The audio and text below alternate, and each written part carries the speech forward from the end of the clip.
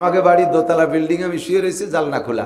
সকালবেলা আমার মা দেই যে গরুর সনা বালতিতে ধরছে, আমাকে গাইতি সেনাই দিয়েছে একেবারে স্যালো মেশিন মতো বালতিতে তাই ধরছে, দইরে ওর মধ্যে গোবর খানিক মিক্সার করিয়া আর পানি একটু দিয়ে সারা বাড়ি ভরে চটকা দিছে। এল আমাকে বাড়ির পবিত্রতা। গু গোবরে বলে বা কয় এই কেসা ধর্ম ধর্ম তাহলাই জানে। লাস্ট ফিনিশিং এই করতে করতে যখন তুলসী গাছের ওখানে যে চটকা দিচ্ছে, তখন আমাকে বাড়ির কুত্তটা তুলসী গাছের আগাগোড়া ভরে স্প্রে করে দিছে। আমার মা এই গনিমার সুযোগ আর ছাড়ে নাই, দৌড়ই যাইয়া কাঁসার থালেখানাই নিয়ে ওই তুলসী গাছের তলে পাইতে ধরিয়া উপর দিয়ে আরো পানি দিয়ে ধুইয়ে, কুকুরের যা পেশাব ওই পানি দিয়ে ধুইয়ে প্লেটে নিয়ে কিছুক্ষণ গুটিয়ে মুটিয়ে, এরপরে যখন স্বচ্ছ ক্লিয়ার হয়েছে, ছোট্ট একটু একটু কাঁসার গিলাস আছে বাড়ি, এই কাঁসার গিলাসে সবাই এক এক গিলাস দিচ্ছে, কয় ভগবানের পেশাব খাও। লাস্টে আমার দ্বারা নিয়ে আইছে, কয় বাবা এ ধরতে পারি নে, কপালে ছিল আজকে রুজিতে ছিল, ধরছি একটু খা। বলো মা তুমিও যেমন তোমার ভগবানও তেমন, তোমার ভগবানের মুহূর্ত তেমন, তুমি খাই বেড়াকে ও আমি খাবো না, আমার ভগবান পেশাব করে না। আমি বিশ্বাস করি লা ইলাহা ইল্লাল্লাহ মুহাম্মাদুর রাসূলুল্লাহ। কতক্ষণ ঠিক কি ঠিক না? আল্লাহু আকবার। তো দোস্ত আমরা বিশ্বাস করি লা ইলাহা ইল্লাল্লাহ মুহাম্মাদুর রাসূলুল্লাহ। যেই রাতে সকালবেলা ঘুমের থেকে উইটা উন্ডায় চটকা মটকা দেয়, গরুর সেনা, গরুর পেশাব, গোবর টবর দিয়ে টিয়ে এইগুলো, এই করোনার সময় ভারতের হিন্দুরা গোবর গুলাইয়া তার মধ্যে ডুবোই ডুবোই নাইছে করোনাতে বাঁচার জন্য, আর গাইতে পেশাব করে আওয়ারি বলে তাই চুমুক দিয়ে খাইছে। কি কত কি না থাকবো। এখন ওই দিন সকালবেলা উঠে এর কিছুই করে না, বউরেও কিছু বলে না, বউটা উঠে অন্যদিন যা করে আজ তা করে না, ছেলে মেয়েরা উঠে যা করে তা করে না, সব কেমন কেমন ভাব। এখন এই ভাব একই হালাত, একই অবস্থা, উন্মাদ উন্মাদ ক্লাসের। এখন উনি মুরব্বী সবাইকে ডাকছে, প্রথম স্ত্রীকে ডাকছে, কি ব্যাপার তুমি সে সকালবেলার তো আমলগুলো করলে না? কি আমল করবো? আজকে তো স্বপ্নে দেখছি তো কেমন, তো আমি তো বুঝতে পারতেছি রে ঘটনা কি। কয় যে কি দেখছো কও। উনি যেভাবে শুনেছেন, ইসলামুল হক বলতেছে আমিও হুবহু এই স্বপ্নে দেখছি, এমন চেহারা, তার মতো চেহারা জগতে আমি জীবনেও কোনোদিন মানুষ দেখি নাই, আর কোনো মানুষ হবে এরকম চেহারা আমার তা বিশ্বাস না। কন্যা সুবহানাল্লাহ। কি তার ভুরু যুগল, কি তার সুন্দর মোষ, কি তার সুন্দর দাড়ি, কেমন সুন্দর চুল, চুল দিয়ে যেন তার মুক্তা ঝরতেছে, মাথায় সুন্দর টুপি, আরে সুন্দর পাগড়ি, কি সুন্দর, সবকিছু মিলেয়া আমাকে এসে বলতেছে তুমি কলেমা পড়ো। আমি তো স্বপ্নে কলেমা পড়ছি। স্ত্রী বলতেছে আমাকেও বলছে কলেমা পড়ো, আমি পড়ছি। ছেলে মেয়ে দূরে মা বাবার এই মোকালামা শুনিয়ে ওরা আড়ালেতে এসে ওরা আমরা স্বপ্নে দেখছি, আমাদের কাছে এসে কলেমার প্রস্তাব দিয়েছে। যেহেতু কলেমার প্রস্তাব দিয়েছে তাহলে আর কিছুর দরকার নাই, পড়ে ফেলি লা ইলাহা ইল্লাল্লাহ মুহাম্মাদুর রাসূলুল্লাহ। যখন সার্কুলার হয়ে গেছে, ভারত সরকার তার সম্পূর্ণ সম্পদ বাজেয়াপ্ত করে দিয়েছে, নাগরিকত্ব কেটে দিয়েছে। বেশ কিছুদিন বাংলাদেশে এসেছিলেন, বাংলাদেশে অনেক দিকে মাহফিলও করছে, অবশেষে সৌদি সরকার তাকে সৌদি আরব নিয়ে সেখানে সিটিজেন দিয়ে দিয়েছে। কোন আলহামদুলিল্লাহ। ও যুবক, তুমি মদখোর, গাঁজাখোর, এবাখোর যাই হও না কেন, তুমি যদি আল্লাহর নবীকে স্বপ্নে দেখার তামান্না করো, একবার যদি দেখেই ফেলতে পারো, ইনশাআল্লাহ তোমার জিন্দেগির স্টার্টিং ঘুরে যাবে, স্টার্টিং ঘুরে যাবে। সাদা সেনা নবীকে স্বপ্নে দেখার, সাদা সেনা নবীকে স্বপ্নে দেখার আল্লাহ নসিব করে, বলেন আমিন। এই দুরূদ শরীফটা পড়বেন, আল্লাহুম্মা সাল্লি আলা রূহি মুহাম্মাদিন ফিল আরওয়াহ, আল্লাহুম্মা সাল্লি আলা রূহি মুহাম্মাদিন ফিল আরওয়াহ ওয়া আলা জাসাদি মুহাম্মাদিন ফিল আজসাদ ওয়া আলা কবরি মুহাম্মাদিন ফিল কুবুর। আল্লাহ খামসিন শাবাবাকা ক্বাবলা হারামিক ওয়া সিহহাতাকা ক্বাবলা সুকুমিক ওয়া ফিরাগাকা ক্বাবলা শুগুলিক ওয়া গিনাআকা ক্বাবলা ফাকরিক ওয়া হায়াতাকা ক্বাবলা মাউতিক।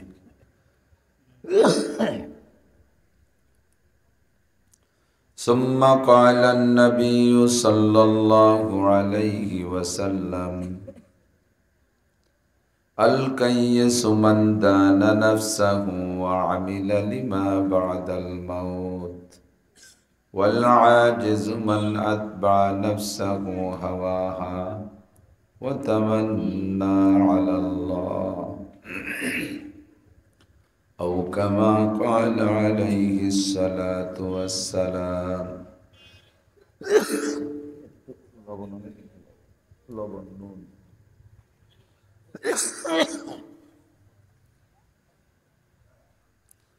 سبحانك لا علم لنا إلا ما علمتنا إنك أنت العليم الحكيم جزى الله عنا محمدا ما هو أهله سبحان الله وبحمده سبحان الله العظيم رب اشرح لي صدري ويسر لي أمري واحلل عقدة من لساني يفقه قولي رب زدني علما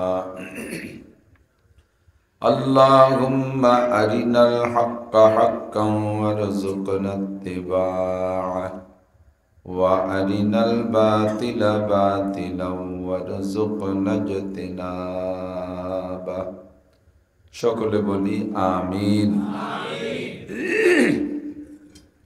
নামাজের মধ্যে যে দুরূদ শরীফ পড়ে থাকি সবাই সেই দুরূদ জবান খুলে একবার পড়ি, আল্লাহর রহমত 10 গুণ বেড়ে যাবে। আল্লাহুম্মা সাল্লি আলা মুহাম্মাদিন ওয়া আলা আলি মুহাম্মাদ কামা সাল্লাইতা আলা ইব্রাহিম ওয়া আলা আলি ইব্রাহিম ইন্নাকা হামিদুম মাজিদ। اللهم بارك على محمد وعلى آل محمد كما باركت على إبراهيم وعلى آل إبراهيم إنك حميد مجيد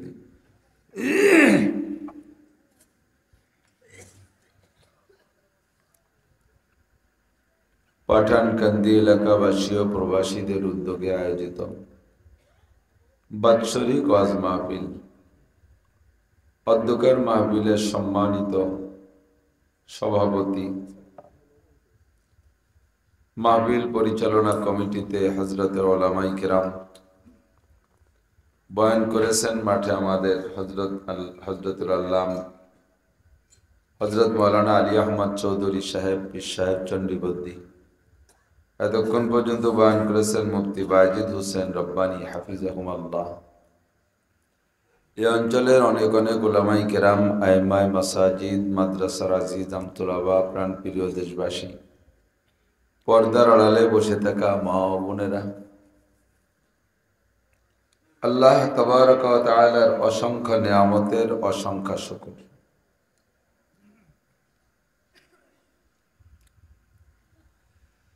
যে রব্বুল আলামিন আমরা আমাদের হাজারো অপরাধের পরেও অবিরাম 24 ঘন্টা তার অকৃতজ্ঞতা করে যাচ্ছি, প্রচুর অসংখ্য গুনাহ নাফরমানি করে যাচ্ছি, তারপরেও আমাদেরকে বাঁচায় রাখতে, আমাদেরকে সুখে শান্তিতে রাখতে যত নিয়ামত তিনি বরাদ্দ দিয়েছেন সব নিয়ামত অব্যাহত রেখেছেন। আমাদের গুনার দিকে তাকাইলে আল্লাহ পাকের সব নিয়ামত বন্ধ করে দেওয়া উচিত ছিল। তো আমাদের গুনাহ অপরাধের দিকে না তাকাইয়া তার সত্তার নামের গুণের বৈশিষ্ট্যের বদৌলতে আল্লাহ পাক আমাদের উপরে তার অসংখ্য নিয়ামত চালু রেখেছেন। সর্বোচ্চ নিয়ামত আল্লাহ তাআলা আমাদেরকে দান করেছেন ঈমানের মতো নিয়ামত। জন্মসূত্রে আমাদেরকে আল্লাহ তাআলা মুসলমানের ঘরে জন্ম দেওয়ার কারণে, সৃষ্টি করার কারণে আমরা মোমেন হতে সুযোগ পেয়েছি। এটা আল্লাহ পাকের সবচেয়ে বড় ইহসান। আজকের জন্য এই অঞ্চলের লক্ষ লক্ষ মানুষের মধ্য থেকে বাছাই ছাঁটাই করে আমাদেরকেই আল্লাহ তাআলা এই জান্নাতের বাগানে বসার জন্য যোগ্য মনে করে ডেকে নিয়ে আসছেন। শুকর আদায় করি আলহামদুলিল্লাহ। আমি মাদ্রাসার মুদাররিস, শিক্ষক, এখনো পড়াই। মাহফিলের সিজনে কম পড়াইতে পারি। মাহফিলের সিজন ব্যস্ততা শুরু হওয়ার আগ পর্যন্ত আমি 6 মাস দিনে রাত্রে মাদ্রাসায় পড়াইছি। আবার মাহফিলের সিজন শেষ হয়ে গেলে আগামী রমজানের পরও পড়াবো ইনশাআল্লাহ, আল্লাহ বাঁচায় রাখলে, সুস্থ রাখলে। আমি মাদ্রাসার নিয়মিত একজন শিক্ষক, আপনাদের রাজৈর মাদ্রাসায় আমি পড়াইছি। তখন হজরত মাওলানা আবুল বাশার সাহেব তারা আমার কাছে পড়েছে। সে অল্প কিছুদিন পরে অন্য জায়গায় চলে গেছে। অনেক যোগ্য আলেম, ভালো মাপের আলেম, কিতাবি আলেম, শিক্ষিত আলেম। অনেকে আছে যে বড় আলেম কিন্তু লেখাপড়া জানে না, সেরকম না। মানে বডিতে অনেক বড়, জামা টামা খুব বড় সড়ো, গায়ে দিয়া পাগড়ি পুগড়ি দিয়ে যেন মনে হয় বড় আলেম, অথচ আলহামদুলিল্লাহ জানে না। এরকম বড় আলেম লেখাপড়া জানে না, এরকম না। ছোট মানুষ ভালো আলেম। তার মতো একজন যোগ্য মানুষ আমার কাছে 2-4 দিন পরে আমাকে উস্তাদ হিসেবে পরিচয় দিলে আমার দাম বেড়ে যায়, আমি খুশি হই আলহামদুলিল্লাহ। আপনাদের নিজেদের সন্তান ঘর কি মুরগি ডাল বরাবর সিস্টেম, একটা উর্দুতে প্রবাদ আছে, বাড়ির মুরগি ডাইল ডাইল বাপ। অন্য বাড়িতে যা দেয় খুব মজা লাগে, নিজেদের বাড়ি ডেলি ডেলি মুরগি রান্না করলে শেষে ডাইল ডাইল হয়ে যায়। তো বাড়ির মানুষ হিসেবে তাকে আপনারা হয়তো চেনেন না, জানেন না সে কত উঁচু মাপের। আলহামদুলিল্লাহ আমাদের রাজৈর হাসপাতাল মসজিদের দীর্ঘদিনের ইমাম ও খতিব, রাজৈর বড় মাদ্রাসার মুহাদ্দিস ছিলেন। এখন আলাদা একটা মাদ্রাসা করতেছে তারা কয়েকজনে মিলে। আমি আসি, যাই, দোয়া করি আল্লাহ তাআলা তাকে দিনের জন্য কবুল করে, সবাই মিলে আমিন। আমরা মাদ্রাসায় ছাত্রদেরকে পাই, এভাবে ক্লাসে বসে পড়াই। আপনারা যে কয়জন, আমাদের অনেক মাদ্রাসা আছে, এর চেয়ে বেশি এক এক ক্লাসে ছাত্র আছে। যাত্রাবাড়ি মাদ্রাসায় দাওরায় টাইটেলের ক্লাসে 2000, এখানে কি 2000 হবে নাকি? হাটহাজারী মাদ্রাসার দাওরার ক্লাসে 3000 ছাত্র, মাইকি পড়ানো লাগে। আমরা অত বড় মাদ্রাসায় না, আমাদের 20, 30, 40, 50 এরকম আমাদের এক এক ক্লাসে আছে আলহামদুলিল্লাহ।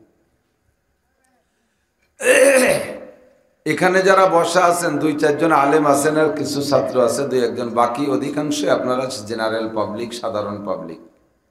জীবনেও মাদ্রাসায় যান নাই, কোনোদিন যাবেনও না, এরকম প্রতিজ্ঞায় আছেন অনেকে, আর সম্ভাবনা সে বয়সও অনেকের নাই। আল্লাহ পাক এইটা জানে বিধায় যে বেশিরভাগ মানুষ মাদ্রাসায় পড়বে না, আলেম হবে না, কিন্তু ওই মানুষগুলো তো মুসলমান হয়ে জান্নাতে যেতে হবে। একটু কথা কন, মুসলমান হবেন না, জান্নাতে যেতে হবে না? তো জান্নাতে কোনো হিন্দু, বুদ্ধ, খ্রিস্টান, কাফের, মুশরিক, বেঈমান, মুরতাদ, নাস্তিকের একটাও জান্নাতে যাবে না। যত বড় শিল্পপতি, কোটিপতি, আর রাষ্ট্রপতি, আর ভগ্নিপতি, আর রাজা বাহাদুর হোক না কেন, কোনো পতির জান্নাতের মধ্যে খানা নাই। শর্ত হলো ঈমান লাগবে। কি লাগবে? লা ইলাহা ইল্লাল্লাহ মুহাম্মাদুর রাসূলুল্লাহ, এইটুক হাতে থাকতেই হবে, এছাড়া কোনো কাম হবে না, হবে না, কোনো কাম হবে না। আল্লাহ তো জান্নাতে সবাই যাব, আর জান্নাতে যাওয়ার জন্য আমার একটা সার্টিফিকেট লাগবে। এই সার্টিফিকেট কান হলো লা ইলাহা। এই লা ইলাহা ইল্লাল্লাহ আর একটু বলে নেই, খেয়াল করেন। লা ইলাহা ইল্লাল্লাহকে অন্তর থেকে বিশ্বাস করে জবানে স্বীকার করতে হবে। শুধু ভিতরে থাকলে হবে না, মুখেও বলতে হবে, কিন্তু নইলে হবে না। ঈমান 2টা জিনিসের নাম, ইযআন বিল কলব আর ইকরার বিল লিসান। আমরা হাদিসে পড়াই থাকি, অন্তরে গভীর বিশ্বাস আর মুখে সে কথাকে স্বীকার করা, এর নাম ঈমান। অন্তরে বিশ্বাস আছে, মুখে স্বীকার করেন নাই, আপনি মোমেন না। মুখে মুখে পড়ছেন কিন্তু অন্তরে বিশ্বাস করেন না, তার নামও মোমেন না। বোঝেন নাই কথা? মুখে পড়ছি লা ইলাহা ইল্লাল্লাহ, কিন্তু অন্তরে বিশ্বাস নেই। বহুত হিন্দুরাও কলেমা পড়তে পারে না? পড়েও আমাদের সাথে কথায় কথায় কয় যে আল্লাহর পর ভরসা করেন। ডাক্তার, আমাকে হিন্দু ডাক্তার ছিল রঞ্জিত বাবু, যে কইতাম বাবু এই ওষুধে কি সারবে? কয় আল্লাহর পর ভরসা করেন। হিন্দু মানুষ কয় আল্লাহর পর ভরসা করেন, এর মানেই তো লা ইলাহা ইল্লাল্লাহ, নাকি বলেন? কিন্তু সে তো একেবারে পাক্কা হিন্দু হয়েই মরছে, লাস্টে মরার সময় তাকে যা পড়ার দরকার তাই পড়িয়ে টড়িয়ে মরছে। আল্লাহ ইযআন বিল কলব আর ইকরার বিল লিসান, এই 2টার যদি সমন্বয় হয় তাহলে তার নাম ঈমান। আর এই ঈমানের সার্টিফিকেট হাতে থাকলে নামাজ নাও যদি পড়েন, রোজা নাও রাখেন, হজ নাও করেন, যাকাত নাও দেন, ফরজ আদায় নাও করেন, ওয়াজিব আদায় নাও করেন, ত্রুটি বিচ্যুতি অন্যায় অবিরাম করছেন, অবশেষে আপনাকে লা ইলাহা ইল্লাল্লাহ মুহাম্মাদুর রাসূলুল্লাহ হাতে থাকার কারণে, এই কাগজখান হাতে থাকার কারণে শেষমেশ আপনি জান্নাতে যাইতেই পারবেন, কোনো সমস্যা নেই, জান্নাতে অবশ্যই যাবেন। তবে এর আগে আকাম কুকামের জন্য কিছুদিন জেল খাটা লাগবে, কিছুদিন জেল খাটা লাগবে। অপরাধ যেটুক থাকে সেটুক জেলে যাই মোচন করতে হয় না, যে সাইজের অন্যায় সেই সাইজের সেই পরিমাণ জেল। 5 বছর 10 বছর 20 বছর, দুনিয়া এরকম পার্থক্য আছে না নাই? কের 10, কের 20, কের যাবজ্জীবন, কের আমরণ কারাদণ্ড, বেশি মারাত্মক হয়ে গেলে ফাঁসি। কিন্তু জাহান্নামের মধ্যে এবার ফাঁসি নাই, এই একটা সমস্যা। ফাঁসি থাকলে আল্লাহরে কইতাম প্রথম দিন ফাঁসি দিয়ে দাও, আজ দরকার নেই, কিন্তু ফাঁসি নেই তোর মধ্যে, জীবন ভরি ওর মধ্যে থাকতে হবে আর পড়তে হবে, ও হায়াতের শেষ ঠিক না? নবী আলাইহিস সালাতু ওয়াস সালামের চাচা, আমি একটু ইমানের সম্পর্কে দূরে একটা কথা বলি, কষ্ট হচ্ছে না তো আপনাদের? হুজুর আলাইহিস সালাতু ওয়াস সালামের চাচা খাজা আবু তালেব, আবু তালেব যদি কলেমা পড়ি মুসলমান হতো তাহলে আবু বকরের চাইতে উপরে থাকতো। কারণ আবু বকর নবী পাক সাল্লাল্লাহু আলাইহি সাল্লামের প্রতি ঈমান আনছে নবী হওয়ার পরে, আর আবু তালেব নবীকে একেবারে বাল্যকাল শিশুকাল থেকে কোলে কাহে করে পালছে। কলেমা পড়ে নাই আবু তালেব, তারপরও নবীকে, নবীর কলেমা, নবীর ইসলামকে, নবুয়তিকে সমর্থন করার কারণে আবু জাহেল ও মক্কার কাফেরদের নির্যাতনে একটানা 3 বছর একটা পাহাড়ের চতুর্দিক দিয়ে, পাহাড় মাঝখানে একটা নিচু জায়গা, এই জায়গা 3 বছর ওনরা কারাবন্দী ছিলেন, একে বলে শিয়াবে আবি তালেব। এই জায়গা 3 বছর ছিলেন, অথচ আবু তালেব কলেমা পড়ে নেই। মক্কার কাফেররা নির্যাতন করতে আসছে, আবু তালেব কয় আমি আমার ভাতিজার কলেমা পড়ি নাই, তাই বলে ভাতিজার গায়ে হাত দিতে দেব না, আমার জান থাকতে। ভাইয়ের বেটাকে নিয়ে পাহাড়ের গুহায় পালায় রয়েছে, 3 বছর জেলে রয়েছে। আল্লাহু আকবার। নবী আলাইহিস সালাতু ওয়াস সালাম দাইকা নির্জনে ডেকে বলতেছে, চাচা যান, আপনি এখন তো কেউ নাই, খালি আমি আর আপনি, একটু বলেন তো আমি আল্লাহ কি আছে? তো আবু তালেব বলতেছে আল্লাহ আছে তো তুমি আসার আগেরতেই আমি বিশ্বাস করি। তাহলে আমি কি আল্লাহর নবী? কয় তার মধ্যে 1 পয়সারও সন্দেহ নেই, তুমি আল্লাহর নবী। আমার কাছে জিবরাইল আসে, বিশ্বাস করেন? কয় 100%। এই কোরআন আল্লাহর কালাম, বিশ্বাস হয়? কয় বিন্দু মাত্র সন্দেহ নাই। কিয়ামত হবে, এটা কি মানেন? কয় যে অবশ্যই, আগে না মানলেও তুমি বলছো তাই মানি। কিয়ামতে আল্লাহর কাছে দাঁড়ায় জবাব দেওয়া লাগবে, বিশ্বাস হয়? কয় 100। এই কথাগুলোকে আপনি একটু কলেমার আকারে স্বীকৃতির ভাষায় পড়েন। আমানতু বিল্লাহি ওয়া মালাইকাতিহি ওয়া কুতুবিহি ওয়া রুসুলিহি ওয়াল ইয়াউমিল আখিরি ওয়াল কদরি খাইরিহি ওয়া শাররিহি মিনাল্লাহি তাআলা ওয়াল বাসি বাদাল মাউত। এই কলেমাটা একটু পড়েন। কয় ভাতিজা এইতে পারবো না, বিশ্বাস সবকিছু করি কিন্তু স্বীকৃতি দিতে পারবো না। বিশ্বাস করি, স্বীকৃতি দিতে পারবো। মরার সময় নবী পাক গিয়ে বলেন, চাচা যান একবার একটু বলেন লা ইলাহা ইল্লাল্লাহ মুহাম্মাদুর রাসূলুল্লাহ ও হাজ্জু মা আল্লাহ, আমি আল্লাহর সাথে আপনাকে নিয়ে ঝগড়া করব। নবী আলাইহিস সালাতু ওয়াস সালাম প্রস্তুত করাই ফেলাইছেন, আবু তালেবকে দিয়ে কলেমা পড়াবেন, রেডি হয়ে গেছে। ইতিমধ্যে মিস্টার আইসা গেছে, চেনেন মিস্টার? আন্তর্জাতিক খ্যাতি সম্পন্ন আবাল, বিশ্ববিখ্যাত দামড়া আবু জাহেল। ওইটা এসে বলে, আবু তালেব আমার কাছে খবর গিয়েছে তুমি নাকি মুহাম্মাদের দাওয়াত কবুল করে ফেলাইছো, মরার আগে কাপুরুষের মতো মরবা, কলেমা পড়ে মরবা, এতদিন নেতৃত্ব দিয়ে কি লাভ হলো? আবু জাহেলের কথায় আবার জায়গায় চলে আসছে। নবী পাক এসে বলেন, চাচা যান একবার পড়ে ফেলেন, আপনাকে নিয়ে আল্লাহর সাথে ঝগড়া করব। আবু তালেব কয় ভাতিজা জাহান্নামেও যদি যাই তাহলে মরার সময় কাপুরুষে মরতে পারবো না, জীবন ভরে মানুষে আমার নামের পর ধিক্কার দেবে, কপাল যদি পড়ে কোনোভাবে জোড়ে না। নবী পাক আল্লাহর কাছে আফসোস জানাইলেন, আল্লাহ আমার চাচাকে একটু কলেমা পড়াইতে পারলে আমার দিল ঠান্ডা হইতে পারলাম না। আল্লাহ পাক সঙ্গে সঙ্গে আয়াত নাজিল করে দিলেন, ইন্নাকা লা তাহদি মান আহবাবতা ওয়ালাকিন্নাল্লাহা ইয়াহদি মান ইয়াশা। তুমি যাকে চাও, যত ভালোবাসার মানুষ হোক না কেন, তাকে তুমি হিদায়াত দিতে পারো না। হিদায়াতের মালিক কে? আল্লাহ ছাড়া কেউ হিদায়াত দিতে পারে না। অন্তরে বিশ্বাসের অভাব ছিল না, কিন্তু মুখে স্বীকার করে নাই, বিদায় মুমিন হয় নাই। আবু জাহেলকেও পর্যন্ত মিস্টার পরবর্তীতে রাদিয়াল্লাহু তাআলা আনহু আবু সুফিয়ান, সে সময় আবু জাহেল এক নম্বরে আবু জাহেল, 2 নম্বরে আবু সুফিয়ান মক্কার নেতৃত্বের ভিতরে। আবু সুফিয়ান পরে মক্কা বিজয়ের পরে মুসলমান হয়েছে, বলেন আলহামদুলিল্লাহ। মক্কা বিজয়ের পরে মুসলমান হয়েছে। মুসলমান হওয়ার পরে এই বিবরণ হুজুরকে শোনাচ্ছেন, হুজুর আমি যে কতবার এই বলদদারে নিয়ে বসছি এক জায়গায়, আবু জাহেলকে নিয়ে বলছি ভাই তুমি মনে কও দি যে মোহাম্মদ কি নবী কিনা? কয় পাগল, কোনো সন্দেহ নাই, সে তো জীবনও মিথ্যে কথা কয় না, তা সে যা কয় তা না মানলে উপায় আছে নাকি? তার কাছে কুরআন আসে, জিবরাইল আসে, আল্লাহর কথা বলে, সত্যি বলে হ্যাঁ 100 তো কলেমা পড়ো। কয় যে না, স্বীকৃতি দিলে তো আমাদের নেতৃত্ব থাকে না। তার কলেমা বললে তারে নেতা মানা হবে, আর তারে যদি নেতা মানি তাহলে আমাদের এতদিন পর্যন্ত সাধনা করে কি হলো, আমাদের রাজনীতির কি নতিজা থাকে? কাজেই কলেমা পড়া যাবে না, এমনি সে সত্যি কথা, সে সত্যই নবী। অন্তরে বিশ্বাস করে কিন্তু মুখে স্বীকার করে নাই, বিদায় কাফের। কথা কন। এজন্য বন্ধু আল্লাহর নবী বলেন লা ইলাহা ইল্লাল্লাহর কত দাম। মান কানা আখিরু কালামিহি লা ইলাহা ইল্লাল্লাহ। আমার সাথে পড়ে ফেলেন লা ইলাহা ইল্লাল্লাহ মুহাম্মাদুর রাসূলুল্লাহ। এক্ষুনি আপনার আমলনামায় 4000 নেকি লেখা হয়ে গেছে।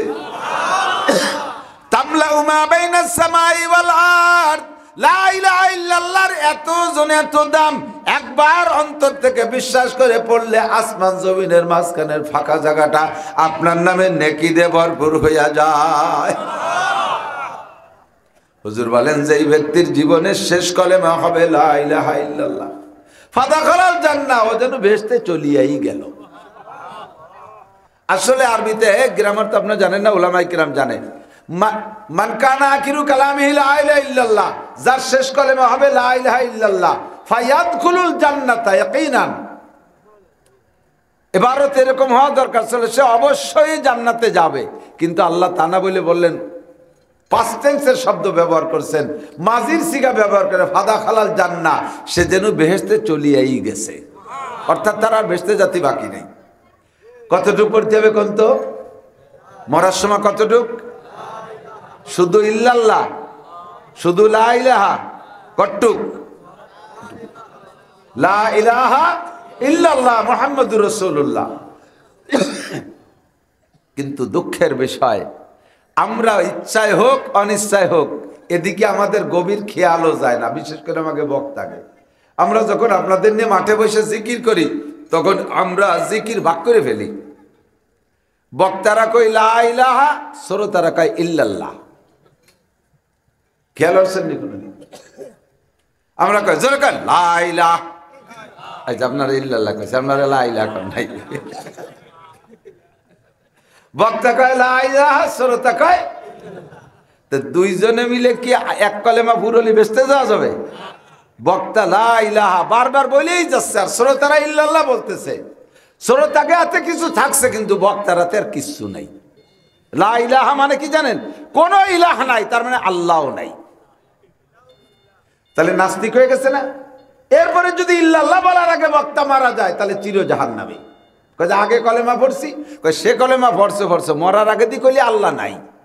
এইটাই ফাইনাল খেলা। ফাইনাল খেলাটাই আসল, ঠিক না? ফাইনাল খেলা যেটা সেইটাই তো জয় পাওয়া, কাপ তো পাবে ফাইনাল খেলা। একদিন যা খেলছো সেগুলো তো সেমি ফাইনাল বা লোকাল খেলছো। ফাইনাল খেলায় কি কইছো? ফাইনাল খেলা কইছে আল্লাহ নাই। বেশিরভাগ বক্তায় জিকির স্টেজের সময় ফিকির করে না। ইমামরা ইমামদের ফিকির নাই, কিরাত পড়ে এক সাইডে যেখান থেকে খুশি সেখানে। আমার বিশাল খারাপ লাগে। আমি আমার মাদ্রাসার মসজিদ আমি সাইজ করে ফেলাইছি। অন্য কোনো জায়গা, আমার বাড়ির মসজিদ আমার মাদ্রাসা আমি সাইজ করে ফেলি। অন্য কোনো জায়গায় নামাজ পড়তে গেলে বড় বড় জায়গায় যে আমার দিলটা সাফি হয় না। বড় আলেম কিরাত পড়ে, এ জায়গাতে একটু ও জায়গাতে একটু, রুকুর শেষে আর একটা আয়াত পড়লি পরে কিরাতের বিষয়বস্তু কমপ্লিট হয়ে যায়, একটা আলোচনা পূর্ণ হয়, সে জায়গায় একটা আয়াত বাদ্য দিয়ে ফিরে আবার কদ্দূর যাই আর এক জায়গাতে একটু পড়ে। তর্জমার মধ্যে কোনো মিল নেই, অর্থের মধ্যে কোনো মিল নেই। এরকম কিরাত শুনলি যারা তর্জমা বোঝে তাদের খুব খারাপ লাগে, তাদের খুব খারাপ লাগে। ভালো ভালো মানুষের দিক তাকান, প্রথম রেখাতে আলাম নাশরাহ লাকা, দ্বিতীয় রেখাতে ওয়াত্তিন, নামাজ হবে, এর মধ্যে কোনো সন্দেহ নাই, একেবারে সগীরে কবিরে কিচ্ছু না, যার্রা পরিমাণ চুল পরিমাণও গুনাহ নাই এভাবে কিরাত পড়লে। কিন্তু যারা তর্জমা বোঝে তাদের মনের একটা তামান্না থাকে এই তর্জমার মজমুনের কিরাতগুলি এক জায়গা হয়ে যাক। যেমন সূরা ওয়াদ-দুহা, এর ভিতরে আল্লাহ পাক নবীকে সম্বোধন করে করে কতগুলো কথা বলছে। ওয়াদ-দুহা ওয়াল-লাইলি ইযা সাজা মা ওয়াদ্দাকা রাব্বুকা ওয়া মা ক্বালা। মা ওয়াদ্দাকা, এই কা মানে হে নবী তোমাকে, মা ওয়াদ্দাকা রাব্বুকা ওয়া মা ক্বালা, তোমার রব তোমাকে ছেড়ে দেন নাই, তোমার রব তোমাকে ভুলে যান নাই। মা ওয়াদ্দাকা রাব্বুকা ওয়া মা ক্বালা, তারপরে ওয়ালাল আখিরাতু খায়রুল লাকা মিনাল উলা, ওয়ালাল আখিরাতু খায়রুল লাকা, যত কা মানে তুমি নবী, আর তোমার জন্য দুনিয়ার চাইতে আখিরাত উত্তম। কতক্ষণ ওয়ালাল আখিরাতু খায়রুল লাকা মিনাল উলা, এরপরে বলা সাওফা ইউতিকা, অবশ্যই তোমাকে তোমার রব দেবে, ফাতারদা, এমন কিছু দেবে তাতে তুমি সন্তুষ্ট হইয়া যাইবা। আলাম ইয়াজিদকা ইয়াতীমান ফাআওয়া, যেমন তুমি চোখের সামনেই দেখো, আলাম ইয়াজিদকা ইয়াতীমান ফাআওয়া, তোমাকে তোমার রব কি এতিম পায় নাই? জন্মের আগে বাপ মারা গেছে, আর সাবালেগ হওয়ার পরে মা, সাবালেগ হওয়ার আগে মা মারা গেছে, তুমি তো চরম এতিম। আলাম ইয়াজিদকা ইয়াতীমান ফাআওয়া, তোমাকে কি তোমার রব এতিম পেয়েছিল না? তোমাকে কি আশ্রয় দেয় নাই তোমার রব? ওয়াজাদাকা দাল্লান ফাহাদা, তুমি কাহারো কাছ থেকে কোনো লেখাপড়া কিছুই শেখো নাই, দুনিয়ায় তোমার উস্তাদ নাই, তুমি ছিলে চরম মূর্খ, তোমাকে কি তোমার রব পর্যাপ্ত ইলম দিয়া সারা দুনিয়ার সবচাইতে বড় আলেম বানায় দেয় নাই? আলাম ইয়াজিদকা ইয়াতীমান ফাআওয়া ওয়া ওয়াজাদাকা দাল্লান ফাহাদা ওয়া ওয়াজাদাকা আইলান ফাআগনা, তুমি চরম গরীব ছিলে, তোমার কিছুই ছিল না। আল্লাহ পাক রব্বুল আলামিন আমি কি তোমাকে সবকিছু দিয়ে ধনী বানাই দেই নাই? কত ধনী বানাই দিয়েছে! যেই নবীর নামের উপরে, যেই নবীর নামের উপরে মাটির মধ্যে শুয়ে থাকার কারণে সৌদি আরব, মধ্যপ্রাচ্য যা আছে 57টা কান্ট্রির মাটির নিচ দিয়ে, মাটির তল দিয়ে সব জায়গায় খালি তেল আর তেল, স্বর্ণের খনি, গ্যাসের খনি, ইউরেনিয়ামের খনি, লোহার খনি, তামার খনি, পিতলের খনি, রূপার খনি, সম্পূর্ণ খনিজ সম্পদ আমার নবীর বদৌলতে এই ধনী তাদেরকে বানাই দিয়েছে। মক্কা থেকে নবী মদিনায় হিজরত করছেন যেই রাস্তা দিয়া, বিজ্ঞানীদের গবেষণা ওই রাস্তার নিচে সম্পূর্ণ স্বর্ণ হইয়া গেছে।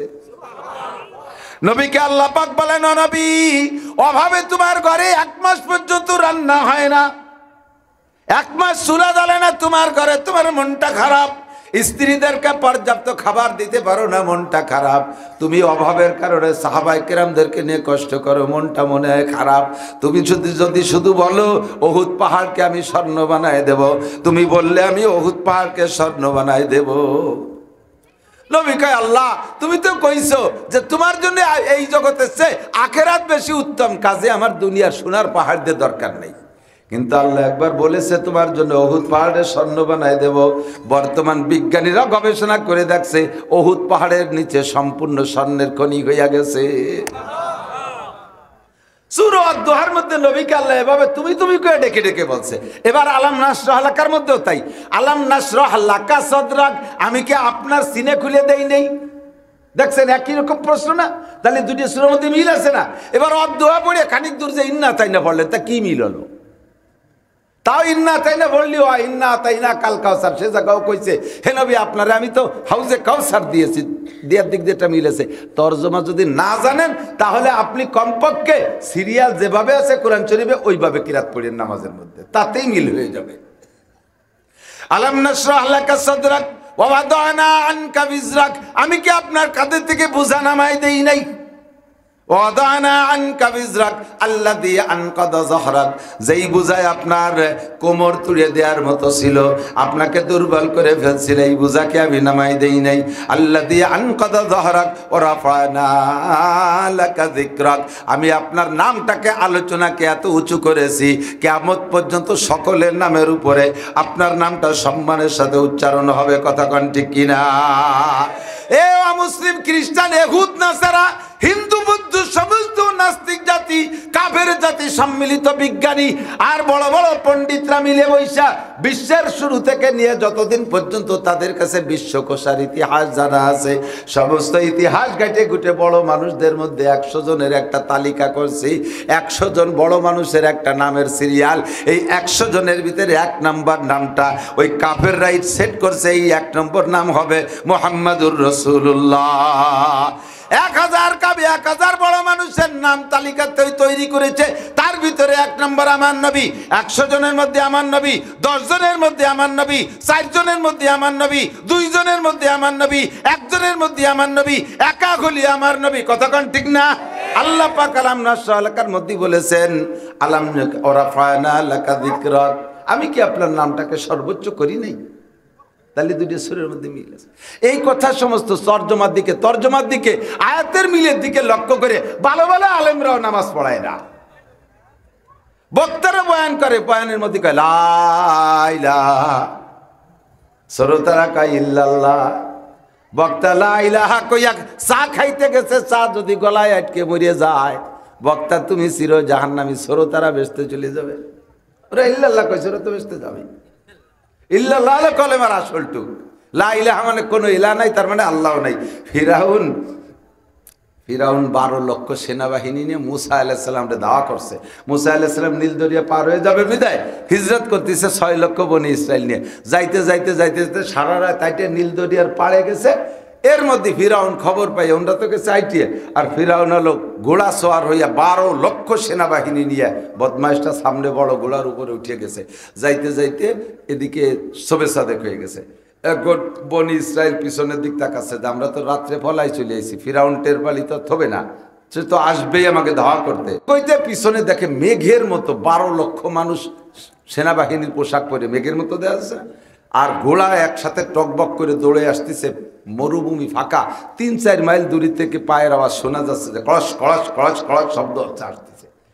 আওয়াজ পায় পিছনের দিক ফিরে দেয় যে সত্যি ফিরাউন আসতেছে। বনি ইসরাইলকে মুসা তাড়াতাড়ি পার করো, নলি ওই যে আসতেছে কচু কাটা কাটিয়ে একেবারে নীল দরিয়ারে লাল দরিয়া বানাবে না। ফিরাউন দেখা যাচ্ছে ওই যে মুসার যাই, কই ফিরাউন কোদিকে? মেঘ দেখছিস না পাহাড় দেখতেছিস? কয় ওই যে ফিরাউন রে দেখা যাচ্ছে, তুমি চেনো না? চিনেছে, দেয় যে সত্যি ফিরাউন। মুসা আলাইহিস সালাম আরে বেটা একটু সবর কর, আল্লাহ এক ব্যবস্থা করবে। ওরা কয় যে সবর তো করবো, নদীর উপার যাই, এপারেতে সবর করবো কিভাবে? এবার ফিরাউন মারে আর তুমি কও সবর করতে, আগে পার করো। মুসা আলাইহিস সালাম কয় রাস্তা একটা পালি হলো, তোরা চুপ করে, আমি আনছি যখন তোকে কি বিপদে ফেলাবো? রাস্তা একটা পাইলি হলো। ওরা কয় এক রাস্তা মানে এক রাস্তা দিয়ে তো ওপার যাবো না, রাস্তা লাগবে 12টা। এত বড় বিপদে বলে 12টা রাস্তা লাগবে। মুসা আলাইহিস সালামকে আল্লাহ তাড়াতাড়ি রাস্তা দাও। আল্লাহ কাইজরি বিয়াসাকাল বাহার, তোমার হাতের লাঠিতে পানিতে বাড়ি মারো। যখন বাড়ি মারছে ফান ফালাকা, পানি ফাইটে ফাইটে একে বাড়িতে 12টা রাস্তা হয়ে গেছে। সুড়ঙ্গ রাস্তা, সুড়ঙ্গ নাফাক টানেল হয়ে গেছে, নিচেতে টানেল, গাজার টানেলের মতো। এখন গাজার টানেল দিয়ে তো গাজার হেজবুল্লাহরা ঘুরে বেড়াচ্ছে, তারা মরতেছে না, কিন্তু ফিরাউনের গোষ্ঠী, নেতানিয়াহুর গোষ্ঠী ঢুকতেছে আর বেরোতে পারতেছে না। ফিরাউনের মতোই মরবে ইনশাআল্লাহ। কতক্ষণ? এখন মুসা আলাইহিস সালাম 12 লক্ষ নিয়ে 12 রাস্তা, 6 লক্ষ নিয়ে 12 রাস্তা দিয়ে পার হয়ে চলে গেছে। এর মধ্যে ফিরাউন আইসে পিছন দিয়ে। আইসে ফিরাউন যখন 12টা রাস্তা দেখছে, তখন ফিরাউন ও গোষ্ঠী তোর বুদ্ধি হবে না ঠিক মতো, ওই হামান রে বলতে, হামান, হামান হলো ওর স্বরাষ্ট্রমন্ত্রী। হামান জি মহারাজ, আমি যে তোদের আল্লাহ, আমি যে তোদের সৃষ্টিকর্তা, আমি যে তোদের খোদা, এটা কি বুঝছিস? কইতে আরো আগে বুঝছি, আবার আজ আবার নতুন কি বুঝতে হবে? কয় দেখ, এই মুসা কোন সন্ধ্যা রাত্রি তার উম্মত নিয়েছে, তার খোদা তারে পার করতে পারে নাই। আরে নদ নদী খালবিল সব আমার হুকুমে চলে। দেখ আমি আসবো 12 লক্ষ সেনাবাহিনী নিয়ে, টের পাইয়ে নদীতে 12টা রাস্তা হয়ে গেছে। বস তাহলে কিরা খোদাই ডাকবে? হ্যাঁ মহারাজ আপনি খোদা, তাই চলেন নামি এবার। ফিরাউন নামবে কিন্তু ঘোড়া নামে না, এক ঘোড়া নামে না, ঘোড়া সব ব্রেক হয়ে গেছে, পিটাই ফুটাই নামাইছে, সবগুলো নামা হয়ে গেছে। ওই পাশেরটা উপরে উঠে পারে নাই, পিছনেরটা নামতে বাকি নাই, সম্পূর্ণ 12 লক্ষই সাগরের ভিতরে। আল্লাহ তাআলা এবার পানি দিয়ে বললেন, পানি স্বাভাবিক বহল, আগে যেরকম ছিল সেরকম হয়ে যাও। এবার পানি মিশে গেছে, ট্যানেল ভেঙে ভেঙে সব দলা হয়ে পানি হয়ে গেছে, একটাও মুকুট হতে পারে নাই পানির থেকে, সব পানির তলে শেষ। শুধু ওই বড় শয়তানটা দাতালটাও বাইয়েছে উপরে উঠছে। ফিরাউন উপরে মুখ উঠাইয়া ও বসছে, এমনি তো আগেতেই জানে, শুধু অহমিকা ক্ষমতার বল দাপট দেখাইতে যাইয়া এই অহংকারী ভাষা দিয়ে মুসলমানদের সাথে অত্যাচার করছে। এখনো বসছে যে আর মরা ছাড়া উপায় নাই, বাস্তি হলে জাগা মতো যাইতে হবে। এবার কয় আমানতু বিরব্বি মূসা ওয়া হারুন। আল্লাহ কয় অত শরীর কিরাতে কাজ হবে না। কি কয়? এই যারা ফেসবুক দেখেন তারা সাক্ষী দেন, ইউটিউব দেখছেন যারা, কিছুদিন আগে এই নেতানিয়াহুর গোষ্ঠী, নেতানিয়াহু নিজেই বলছিল যে যদি আমরা এবার হেরে যাই তাহলে বোঝা যাবে যে মুসার রব আর হারুনের রব হেরে গেছে। ওরা বলে নাই যে আমাদের রব হেরে গেছে, তা কয় না, কয় যদি এবার আমরা ইসরায়েলিরা হেরে যাই তাহলে প্রমাণ হবে যে মুসার রব আর হারুনের রব আমাদের বিপক্ষে, ওদের রব না। সেম কথা ফিরাউন কয় যখন পানিতে ডুবে যাচ্ছে, মুখটা বেরোয় কয় আমানতু বিরব্বি মূসা ওয়া হারুন, আমি মুসার রব আর হারুনের রবের উপরে ঈমান আনলাম। রব কার কার? ওর কিছু হয় না। একজনকে জিজ্ঞেস করছি ইনি কে? কয় আমার আব্বার শালা। ওর মামা হয় তাকলি আড়াআড়ি হয়ে যায় না, আমার আব্বার শালা, সেইরকম জব দিছে না। আমানতু বিরব্বি মূসা ওয়া হারুন, মুসার রবের হারুনের রবের উপরে ঈমান আনলাম। আল্লাহ কয় আজরাইল যা, আপাতত মারিস না, তবে অহংকার খানিকটা কমা। দেখ এখনো তার রব বলে আমারে স্বীকার করে না, আমারে মুসার রব আর হারুনের রব, মুসা হারুনের বাড়ি বাটায় দেয়, ওর বাড়িও আমার উঠতে দিচ্ছে না, আর একটা চুবনি দে, তবে মারিস না। আজরাইল যে ঘাড় ধরে আর একটা চুবনি দিয়ে পানি আর খানিক খাওয়াইয়া এবার মুখ বাসাইছে।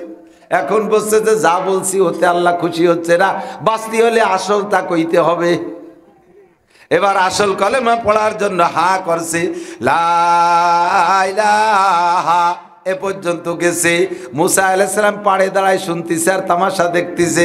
মুসা কয় আল্লাহ তোমার তো সংবিধান, মান কানা আখিরু কালামিহি লা ইলাহা ইল্লাল্লাহ ফাদাখালাল জান্নাহ, তোমার চির সংবিধান হলো মরার আগেও যদি কেউ লা ইলাহা ইল্লাল্লাহ বলে তারে তুমি মাফ করে জান্নাতে দিয়ে দাও। ওই বদমায়েশের আওলাদের জ্বালায়, ওর বদমায়েশের জ্বালায় নিজেদের ভিটে বাড়ি সব ছাইড়া আমি আমার এই বাল বাচ্চা নিয়া চলে আসছি, নীল দরিয়া পার হয়ে হিজরত করা লাগলো। এতদিন পর্যন্ত জুলুম অত্যাচার করেছে, আমার জন্মকে কেন্দ্র করে হাজার হাজার শিশু বাচ্চাকে হত্যা করেছে, কত নারী পুরুষকে নির্যাতন করেছে, আমার বনি ইসরাইলের উপরে অকাত্য নির্যাতন করেছে। এখন যদি অবরবেলায় শেষকালে এসে লা ইলাহা ইল্লাল্লাহ পড়ে ভেস্তে যায়, আল্লাহ এটা মেনে নিতে বড় কষ্ট হয়। ও ভেস্তে যাবে আর আমরাও সেই ভেস্তে যাব, দুই ভেস্তে, এক ভেস্তে দুই দল থেকে শান্তি পাবো না। আল্লাহ কয় তোমার যেমন খারাপ লাগতেছে তার চেয়ে আমার একটু কম লাগতেছে না, ওরে পুরো কলেমা পড়তে দেওয়া হবে না। আজরাইল বলে আজরাইল ও যদি ইল্লাল্লাহ কইয়েই ফেলে তাহলে কিন্তু ওরে মাফ করে দেওয়া লাগবে, তাহলে কি করবো? আল্লাহ কয় আজরাইলকে আল্লাহ কি করবো? কয় ওর মুখটারে প্লাস্টার করে দাও, সাগরের পাড়েতে খানিক পলি কাদা দিয়ে ওর মুখের মধ্যে ডুবাই দিয়ে আইতে ডলে প্লাস্টার করে দিছে। ইল্লাল্লাহ বলার আগেই শুধু লা ইলাহা পড়ছে, ইল্লাল্লাহ পড়ে নাই। চির জাহান্নামী ফিরাউন, ফিরাউন কি ভেস্তে যাবে না দোজকে যাবে? ভেস্তে না দোজকে, জান্নাতি না জাহান্নামী? লা ইলাহা পর্যন্ত পড়ছে, ইল্লাল্লাহ পড়তে দেয় নাই। কাজেই জিকির যখন করবেন লা ইলাহা পড়ার পরে ইল্লাল্লাহ পড়ার জন্য ব্যস্ত হইয়া যাবেন।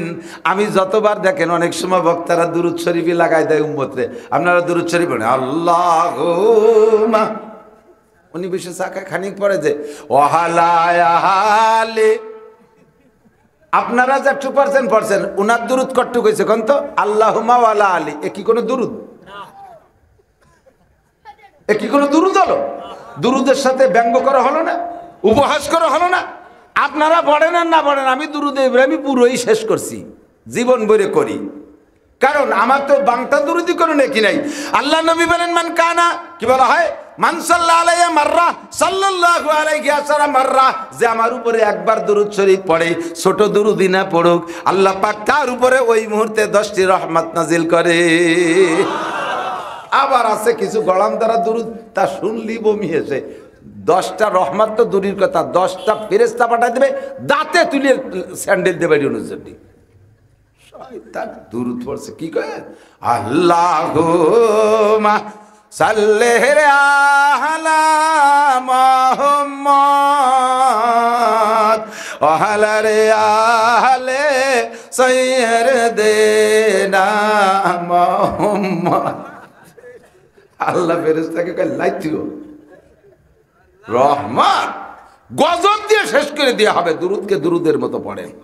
সর্বশ্রেষ্ঠ দুরুদ নামাজের মধ্যে যে দুরুদ শরীফ পড়ি, এনি টাইম যখন সময় পান এই দুরুদ, সবচেয়ে ছোট্ট দুরুদ কমপক্ষে পড়বেন সাল্লাল্লাহু আলাইহি ওয়াসাল্লাম। পড়েন পড়েন পড়েন, আর দিয়ে একবার পড়ি ফেলি সাল্লাল্লাহু আলাইহি ওয়াসাল্লাম, সাল্লাল্লাহু আলাইহি ওয়াসাল্লাম। আর টেনশন দূর হওয়ার একটা দুরুদ বলবো, রাত্রে শুয়ে ঘুম আসে না, এই দুরুদটা পড়লে আপনার অনায়াসে ঘুম এসে যাবে। টেনশন মুক্ত হওয়ার দুরুদ, একেবারে সংক্ষিপ্ত দুরুদ, আল্লাহুম্মা সাল্লি আলা মুহাম্মাদ, আল্লাহুম্মা সাল্লি আলা মুহাম্মাদ। সহজ না? এই মুখস্থতে আর কি সময় লাগবে নাকি? এই দুরুদ বেশি পড়লে টেনশন দূর হয়ে যায়। আর নবী আলাইহিস সালামকে স্বপ্নে দেখেন একটা দুরুদ বলবো একবার, আজকে ইউটিউবের থেকে আজকের ওয়াজটা সব বের করলে এবার আপনারা সকলেই শুনতে মুখস্থ করতে পারবেন। একটু 3-4 খাদে লম্বা, অনেক লম্বাও না, এর চাইতে কত বড় বড় লম্বা লম্বা গান মুখস্থ করেন। বুড়ো মানুষের রিদান কাটে আর গান গায়, কি সুন্দর গান গায়, একের বিজয় সরকারের গান মজা করে। ছোটবেলায় তো যাইতাম, আমাকে বুড়ো বুড়ো কিষেনরা আমাকে বাটে দান কাটতো আর গান গাইত, এই পৃথিবী যেমনই আছে তেমনই পড়ে রবে, কাটা কাশি থুইয়ে এনে জাকিও দিতিয়ে তাও দেয়,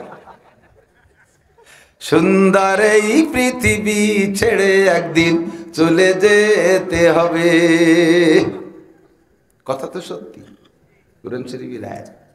কিন্তু বিজয় সরকার গান বানায় গায়, সেইটা মুখস্থ করে, কিন্তু এর কোরআনের আয়াত যা আছে, কুল্লু নাফসিন যায়িকাতুল মাউত সুম্মা ইলাইনা তুরজাউন, সব প্রাণী মরণশীল, মরার পরে আল্লাহ পাকের সামনে আবার হাজির হইতে হবে। কথা কণ্ঠে কিরিং না, মিনহা খলাকনাকুম ওয়া ফিহা নুঈদুকুম ওয়া মিনহা নুখরিজুকুম তারাতান উখরা, কুল ইন্নাল মাউতাল্লাযী তাফিররুনা মিনহু ফাইন্নাহু মুলাকীকুম সুম্মা তুরাদ্দুনা ইলা আলিমিল গায়বি ওয়াশ শাহাদাতি ফায়ুনাব্বিউকুম বিমা কুনতুম তা'মালুন। ছিলাম আমি রূহ আলমে কতই শান্তি ভরে, কাটায় গেলাম এই জগৎকে শত দুঃখ করে রে মন, শত দুঃখ করে। যেমন আছে এই পৃথিবী ঠিক তেমনই পড়ে রবে, সুন্দর এই পৃথিবী ছেড়ে একদিন চলে যেতে হবে। এগুলো বড় সহজে মুখস্থ হয়, 4 খাতের দুরূদ শরীফ মুখস্থ হয় না। যদি 4 খাতের দুরূদ শরীফ মুখস্থ করেন মাত্র 3 খাতে, তাহলে 40 দিন লাগাতার পড়লে 40 দিনের মধ্যে আমার আপনার নবী মুহাম্মদুর রাসূলুল্লাহ সাল্লাল্লাহু আলাইহি ওয়াসাল্লামকে স্বপ্নে দেখতে পারবেন। সত্যি দেখতে পারলাম না, স্বপ্নে দেখে লাভ কি? আল্লাহ নবী বলেন আমারে স্বপ্নে দেখলেও লাভ, মান রাআনি ফিল মানাম রাআনি ইয়াউমাল কিয়ামা, যদি কেউ জীবন্ত আছে আমারে একবার স্বপ্নে দেখে, কিয়ামতের ময়দানে আমারে সরাসরি দেখবে। আপনারা কিয়ামতের মাঠে দেখে লাভ কি? কয় মান রাআনি ইয়াউমাল কিয়ামা ওয়াজাবাত লাহু শাফাআতি, যে কিয়ামতের মাঠে আমারে দেখবে আমিও তারে দেখব, ওই উম্মতের সুপারিশ করে জান্নাতে নেওয়া আমি নবীর জন্য ওয়াজিব হইয়া যাইবে। ও দোস্তরে, তাহলে আমরা এমন নবীর উম্মত যেই নবীরে জাগ্রত অবস্থায় দেখলেও লাভ, স্বপ্নে দেখলেও লাভ। কতক্ষণ? স্বপ্নে দেখলেও লাভ। একটা বার নবী তুমি আমাকে স্বপ্নে দেখা দাও, জোরে বলেন আমিন। ও যুবক তুমি স্বপ্নে দেখো, ভারতের 70 লক্ষ হিন্দুদের দেবতা ছিল শিব শক্তি। 70 লক্ষ হিন্দুরা যাইয়া তার পায়ে সিজদা দিত। বিশাল মন্দির ছিল, বড় শিক্ষিত পণ্ডিত মানুষ ছিল। ভারতের 70 লক্ষ হিন্দুরা তার দেবতা জানত। এই শিব শক্তি একদিন রাতের বেলায় সে এবং তার স্ত্রী, তার 2টা ছেলে মেয়ে, 4 সদস্য একই স্বপ্ন। নবী পাক আইসা শিবরে বলতেছে, ও শিব তুমি পড়ো লা ইলাহা ইল্লাল্লাহ মুহাম্মাদুর রাসূলুল্লাহ। নবী পাক নিজে তারে কলেমার দাওয়াত দিয়েছে। শিব শক্তি রাতের বেলা কলেমা পড়ে বেলাইছে। নবী পাক তার নামও স্বপ্নে রেখে দিয়েছে, তোমার নাম হলো ইসলামুল হক।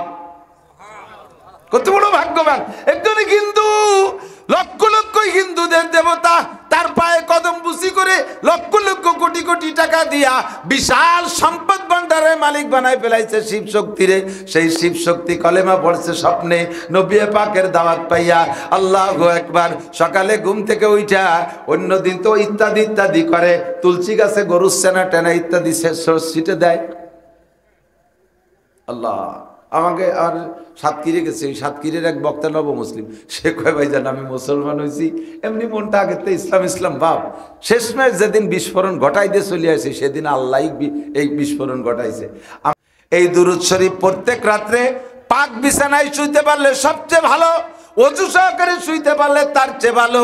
অজু না পারেন কমপক্ষে মাটি দিয়ে তায়াম্মুম কইরা ডান কাতে শুইয়া অন্তর থেকে সব গুনাহ থেকে 3 বার ইস্তেগফার, অন্তর থেকে রাতের বেলা শোয়ার সময় যে ইস্তেগফার করবেন, এইটা একেবারে খালেস দিলে করবেন। কারণ ঘুমের সময় যে দোয়াটা পড়েন, ওই দোয়াটা কিন্তু মরণের অঙ্গীকার। কথা বলেন, ঘুমের সময় দোয়া পড়েন, আল্লাহুম্মা বিসমিকা আমুতু ওয়া আহইয়া, আল্লাহ তোমার নামে মরিতেছি আবার তোমার নামে জিন্দা হইব।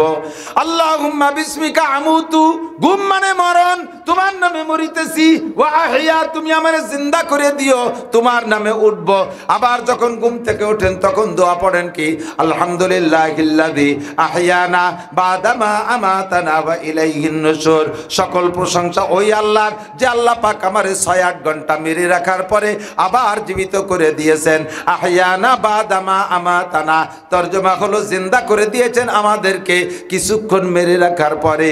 ওয়া ইলাইহিন নুশুর, 6 ঘন্টা যে আল্লাহ মেরে রাখার পরে আবার সকালে জিন্দা করে দিতে পারেন। হে যুবক সাক্ষী দাও, ওই আল্লাহ কিয়ামতের ময়দানে দুনিয়ায় আমাদেরকে স্থায়ী মরণ দেওয়ার পরে আবার কিয়ামতের ময়দানে উঠাইতে পারবে কি পারবে না? যে আল্লাহ ডেলি মাইরে ডেলি বাঁচায়, ওই আল্লাহ স্থায়ী মরণ দেওয়ার পরে আবার বাঁচাইতে পারবে। এই জন্য রাত্রে শোয়ার সময় যে মরণের অঙ্গীকার নিয়ে ঘুমাচ্ছেন, আপনাদের আমাদের সকলেরই 2-4টি এমন ঘটনা জানা আছে। আমাদের এলাকায় হোক আর আত্মীয় স্বজনের মধ্যে হোক, যে এমন ঘটনা রাত্রে শোয়ার সময় দোয়া পড়ে বা না পড়ে ঘুমাইছে, সকালবেলা আর ওঠে নাই, ওই রাতের ঘুমই তার মরণ। এমন 2-4টে ঘটনা জানেন কি জানেন না? আমাদেরকে আল্লাহ তাআলা বাঁচায় দিচ্ছেন। আমি এই ঘুমের মধ্যে জীবনের শেষ ঘুম হয়ে যেতে পারে, আমার মরণ হয়ে যেতে পারে। কাজেই বিছানায় শুয়ে অন্তর থেকে ইস্তেগফার পড়েন, আস্তাগফিরুল্লাহ। আজকে একটু এই জায়গা থেকে তওবা করেন, অন্তর থেকে তওবা করেন, আস্তাগফিরুল্লাহ রাব্বি মিন কুল্লি যামবিন ওয়া আতুবু ইলাইহি লা হাওলা ওয়ালা কুওয়াতা ইল্লা বিল্লাহিল আলিয়্যিল আযীম। আল্লাহ তোমার কাছে ক্ষমা চাই, আস্তাগফিরুল্লাহ মানে ক্ষমা চাই। মিন কুল্লি যামবিন, সব গুনাহ থেকে ক্ষমা চাই। ওয়া আতুবু ইলাইহি, আর আমি তোমার কাছে প্রত্যাবর্তন করলাম মানে অঙ্গীকার করলাম, আর যে গুনাহগুলো করেছি এতদিন এই গুনাহ কখনো করব না।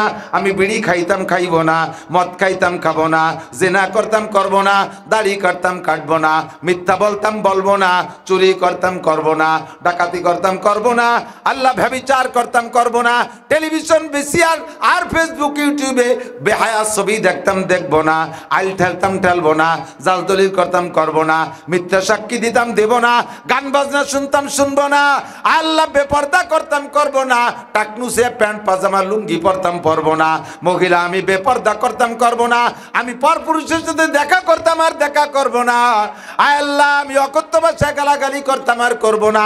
সব গুনাহকে স্মরণ করে অন্তর থেকে আস্তাগফিরুল্লাহ, কারণ এইটা হতে পারে আমার জীবনের শেষ তওবা, আজকের রাতটা হতে পারে আমার জীবনের শেষ ঘুম। কতক্ষণ কাজেই আমার তওবাটা বুঝতে পারতেছি না। আপনাকে এখন ফাঁসি দেবে, রায় ফাইনাল, বেলা রাত 12টার সময় ফাঁসি দেবে।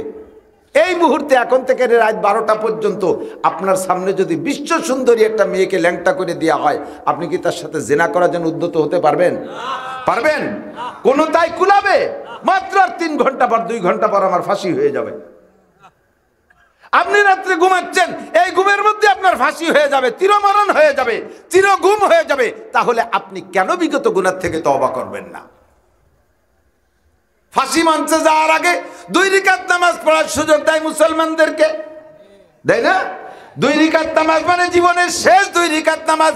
হযরত খুবাইব রাদিয়াল্লাহু তাআলা আনহু, হযরত খুবাইব রাদিয়াল্লাহু তাআলা আনহু সহ 10 জন সাহাবাকে নবী পাক সাল্লাল্লাহু আলাইহি সাল্লাম পাঠিয়েছিলেন হুজুরের কাছ থেকে কৌশল করে, মুনাফিকি করে, ক্রিমিনালি করে। এই ইহুদির গোষ্ঠী, এই যে এই ইসরায়েলি কতি গেলে আমার গা গরম হয়ে যায়। এই ইহুদির বাচ্চারা মুনাফিকি করে, ক্রিমিনালি করে 10 জন সাহাবাকে নিয়ে গিয়েছিল। হুজুর এই 10 জন সাহাবাদের আমাদের এলাকায় যে তারা কলেমার দাওয়াত দেবে, আমাদেরকে কোরআন শরীফ পড়া শেখাবে। নবী আলাইহিস সালাম তাদের ধোঁকায় পড়ে 10 জন সাহাবাকে দিয়েছে, তার মধ্যে খুবাইব রাদিয়াল্লাহু তাআলা 9 জনকে নেয়ার সাথে সাথে ওই জায়গা তাদেরকে হত্যা করে দিয়েছে, জবাই করে দিয়েছে। হযরত খুবাইব রাদিয়াল্লাহু তাআলা পাহাড়ের চূড়ায় উঠে গেছে, সেখান থেকে ওনাকে বহুত কৌশল করে আমান দিয়ে নামাইছে, নিরাপত্তার অঙ্গীকার দিয়ে নামাইছে। এরপরে খুবাইব রাদিয়াল্লাহু তাআলা আনহুকে শুলি চড়ানোর জন্য প্রস্তুতি নিয়েছে। খুবাইব রাদিয়াল্লাহু তাআলা বলেন, শুলি চড়াইব আমারে মৃত্যু ফেলবাই, কাজে তার আগে আমার কিছু জরুরত আছে। আমার শরীরে কিছু নখমক অতিরিক্ত লোম আছে, এগুলো পরিষ্কার করতে হবে, কারণ আমি শহীদ হয়ে যাওয়ার পরে আমাকে মেরে ফেলানোর পরে তো তোমরা নিশ্চয়ই গোসল টোসল কাফন পরাইবা। তখন আমার শরীরের এলোমেলো লোমগুলো দেখলে তোমরাও লজ্জা পাবা, আমিও লজ্জা পাবো রুহানি ভাবে। আমাকে একটা ছুরি দাও, একটা ব্লেড দাও, আমি একটু পরিষ্কার হই। নখ কাইটে এরপরে বসে নিজের হাজাবত সারছেন, জরুরি অতিরিক্ত লোমগুলো কেটে কুটে পরিষ্কার। ইতিমধ্যে ওনার হাতে রয়েছে খুর। ওই বাড়ির নেতার একটা ছোট্ট বাচ্চা দৌড়াইতে হযরত খুবাইব রাদিয়াল্লাহু তাআলা আনহুর কাছে গেছে। কাছে গেলে খুবাইব রাদিয়াল্লাহু তাআলা আনহু তারে জড়িয়ে বুকের মধ্যে নিয়েছে। খুবাইব রাদিয়াল্লাহু তাআলা আনহুর কাছে খেজুর ছিল, উনি একটু খায় আর ওই বাচ্চারে একটু দেয়। বাচ্চার মা তো কাফের, বাচ্চার মা তো ইহুদি। ও দেখে আশ্চর্য আল্লাহ, একটু পরে যারে ফাঁসি দেওয়া হবে, শুলি চড়ানো হবে, সেই লোকের কোলে আমার বাচ্চা। ও তো তার হাতে ছুরি আছে, আমার বাচ্চারে তো মেরে ফেলবে। দৌড়ে আইসা বাচ্চারে কেড়ে নেওয়ার চেষ্টা করতেছে। খুবাইব রাদিয়াল্লাহু তাআলা আনহুর কোলের মধ্যে বাচ্চাটা জড়িয়ে আছে, খেজুর পাচ্ছে, পোলাপান মানুষ বুঝতেছে না। হযরত খুবাইব টের পাইছে যে আমার কোলে বাচ্চা তাইসা সংসন্দেহের মধ্যে ভয় পাচ্ছে। হযরত খুবাইব বলেন, আমি মুসলমান, আমি মুসলমান, আমার নীতি ঠিক আছে। মরণের আগে কাফেরদের ছোট্ট কচি বাচ্চা, নাবালেগ শিশু বাচ্চা, এতে কোনো অন্যায় করে নাই, আমি তারে ক্ষতি করবো, এটা ইসলামে বলে না। ঠিক কিনা? আল্লাহু আকবার। এই মাত্র সবে মাত্র 7ই অক্টোবর যে হামাসরা ইসরায়েলের ভিতরে আক্রমণ করেছে, ওই রাত্রে ওই দিন সকালে ভিতরে ঢুইকা 5-7 জন 10 জন মুজাহিদ, গাজার মুজাহিদরা এক বাসায় ঢুকে পড়ছে। ঢুকে দেখে এ বাসায় একটা মহিলা আর ছোট্ট 2টে বাচ্চা। এই 10 জন 7-8 জন 10 জন মুজাহিদকে দেখে সশস্ত্রভাবে মহিলা তার তাকালাই গেছে। বাচ্চাগুলো ভয়ভীত, সন্ত্রস্ত। ওনরা ভিতরে যাইয়ে সবকিছু ঘুরে ঘেরে দেখে ভিতরে সোফা আছে, কোনো কথা না, কেউ বসে পড়ছে সব কয়জন। তাদের স্বাভাবিক অবস্থা দেখা ও মহিলা একটু স্বাভাবিক হয়েছে। এবার একজন মুজাহিদ বলতেছে, লা তাখাফি আনা মুসলিম, লা তাহজানি আনা মুসলিম, নো টেনশন, আমি মুসলমান, কোনো ভয় পেও না, আমি মুসলমান। কয় এই মুহূর্তে এই কথা শুনে আমি আশ্চর্য হয়ে গেছি।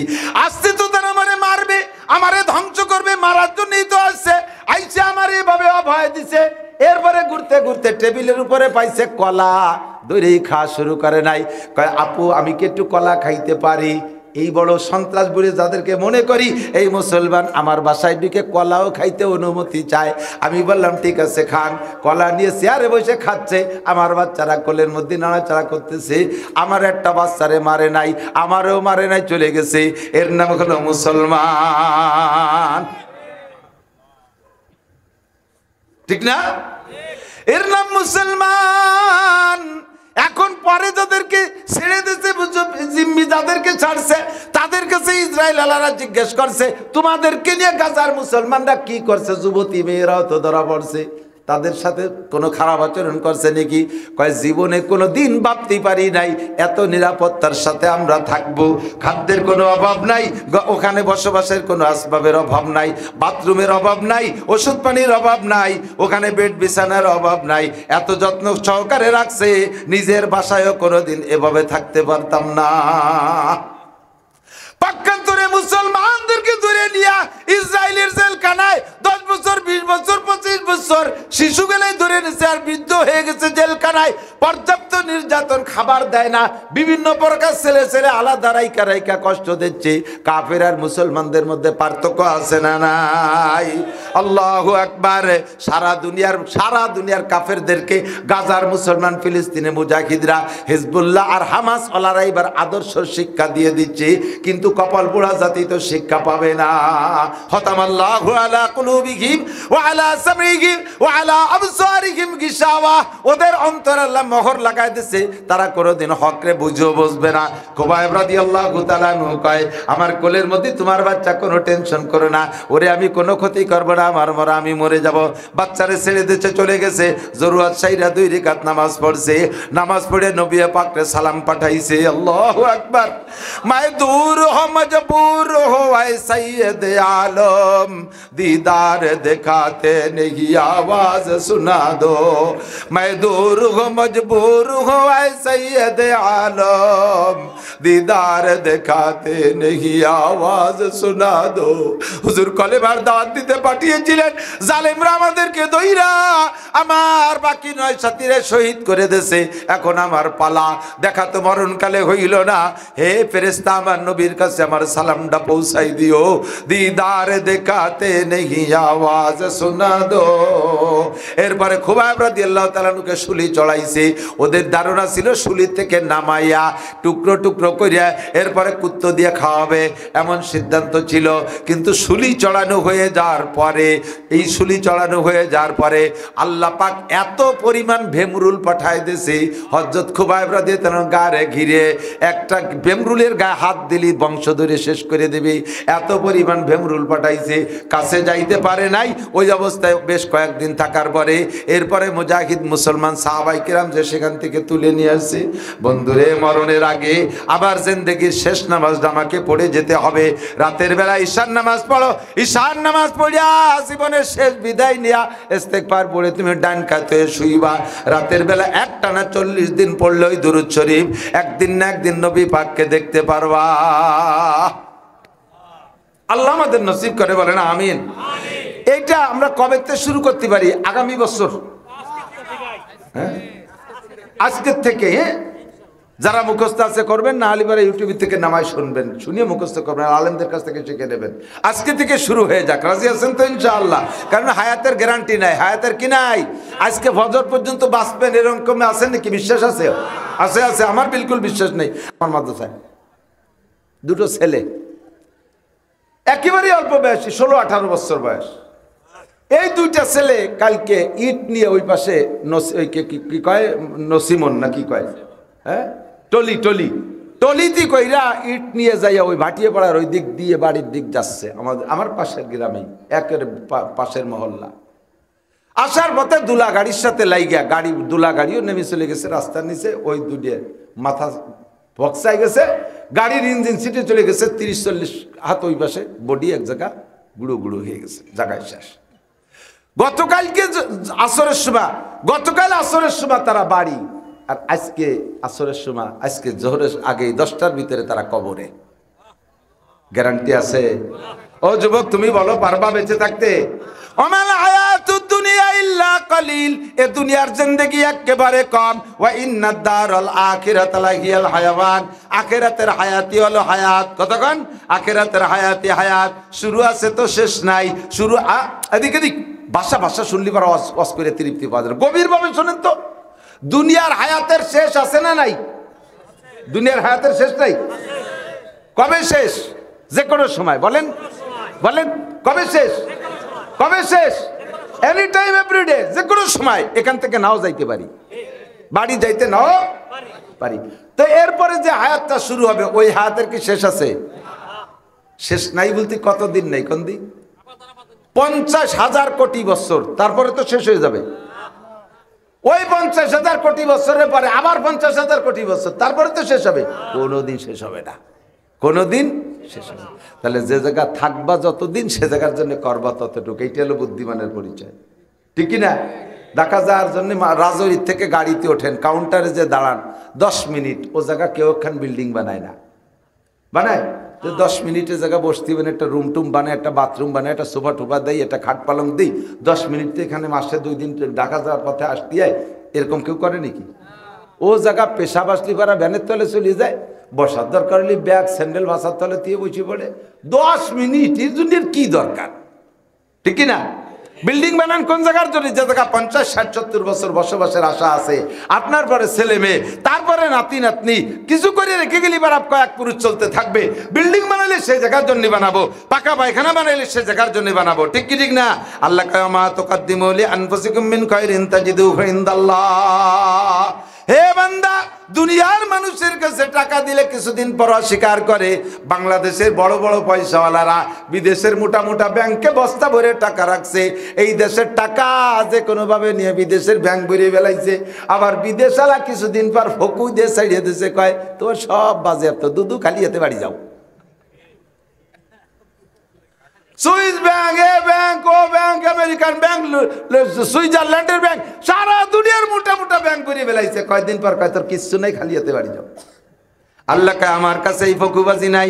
ওমা তুকাদ্দিমু লিআনফুসিকুম মিন খায়রিন তাজিদুহু ইনদাল্লাহ। আমার কাছে নামাজ দিবি, বাড়াই বাড়াই আমি বাড়াই রাখবো, যতটুক দিবি তার চেয়ে বেশি তৈরি করে রাখবো। আমারে একটা রোজা দিবি, 70টা রোজা বানায় রাখবো। আমাকে 1 টাকা দিবি, 10টা টাকা বানায় রাখবো। আমাকে 1 ওয়াক্ত নামাজ দিবি, 527 ওয়াক্ত নামাজের সওয়াব দেব। আমারে কোরআন শরীফ থেকে একটা আলিফ পড়ে দিবি, একটা লাম পড়ে দিবি, একটা মিম পড়ে দিবি। আমি তোরে 90টা নেকি দেব। আমার কাছে যা দিবি ও শুধু বাড়বে আর বাড়বে, কোনোদিন কমবে না। ওমা তুকাদ্দিমু লিআনফুসিকুম মিন খায়রিন তাজিদুহু ইনদাল্লাহ। দুনিয়ার যার কাছে দেই সেই খেয়ানত করে। মেম্বারের কাছে মাল আছে, ওয়ার্ডের মাল মারিয়ে দেয়। চেয়ারম্যানের কাছে মাল আছে, ইউনিয়নের সে তা মারিয়ে দেয়। কত করে কেন? ওসির কাছে মাল আছে, সে মারিয়ে দেয়। ডিসির কাছে মাল আছে, সে মারিয়ে দেয়। এমপির কাছে আসে, মাইরা দেয়। কন্ট্রাক্টর মারিয়ে দেয়। যার কাছে যা দেই সে তা মারিয়ে দেয়।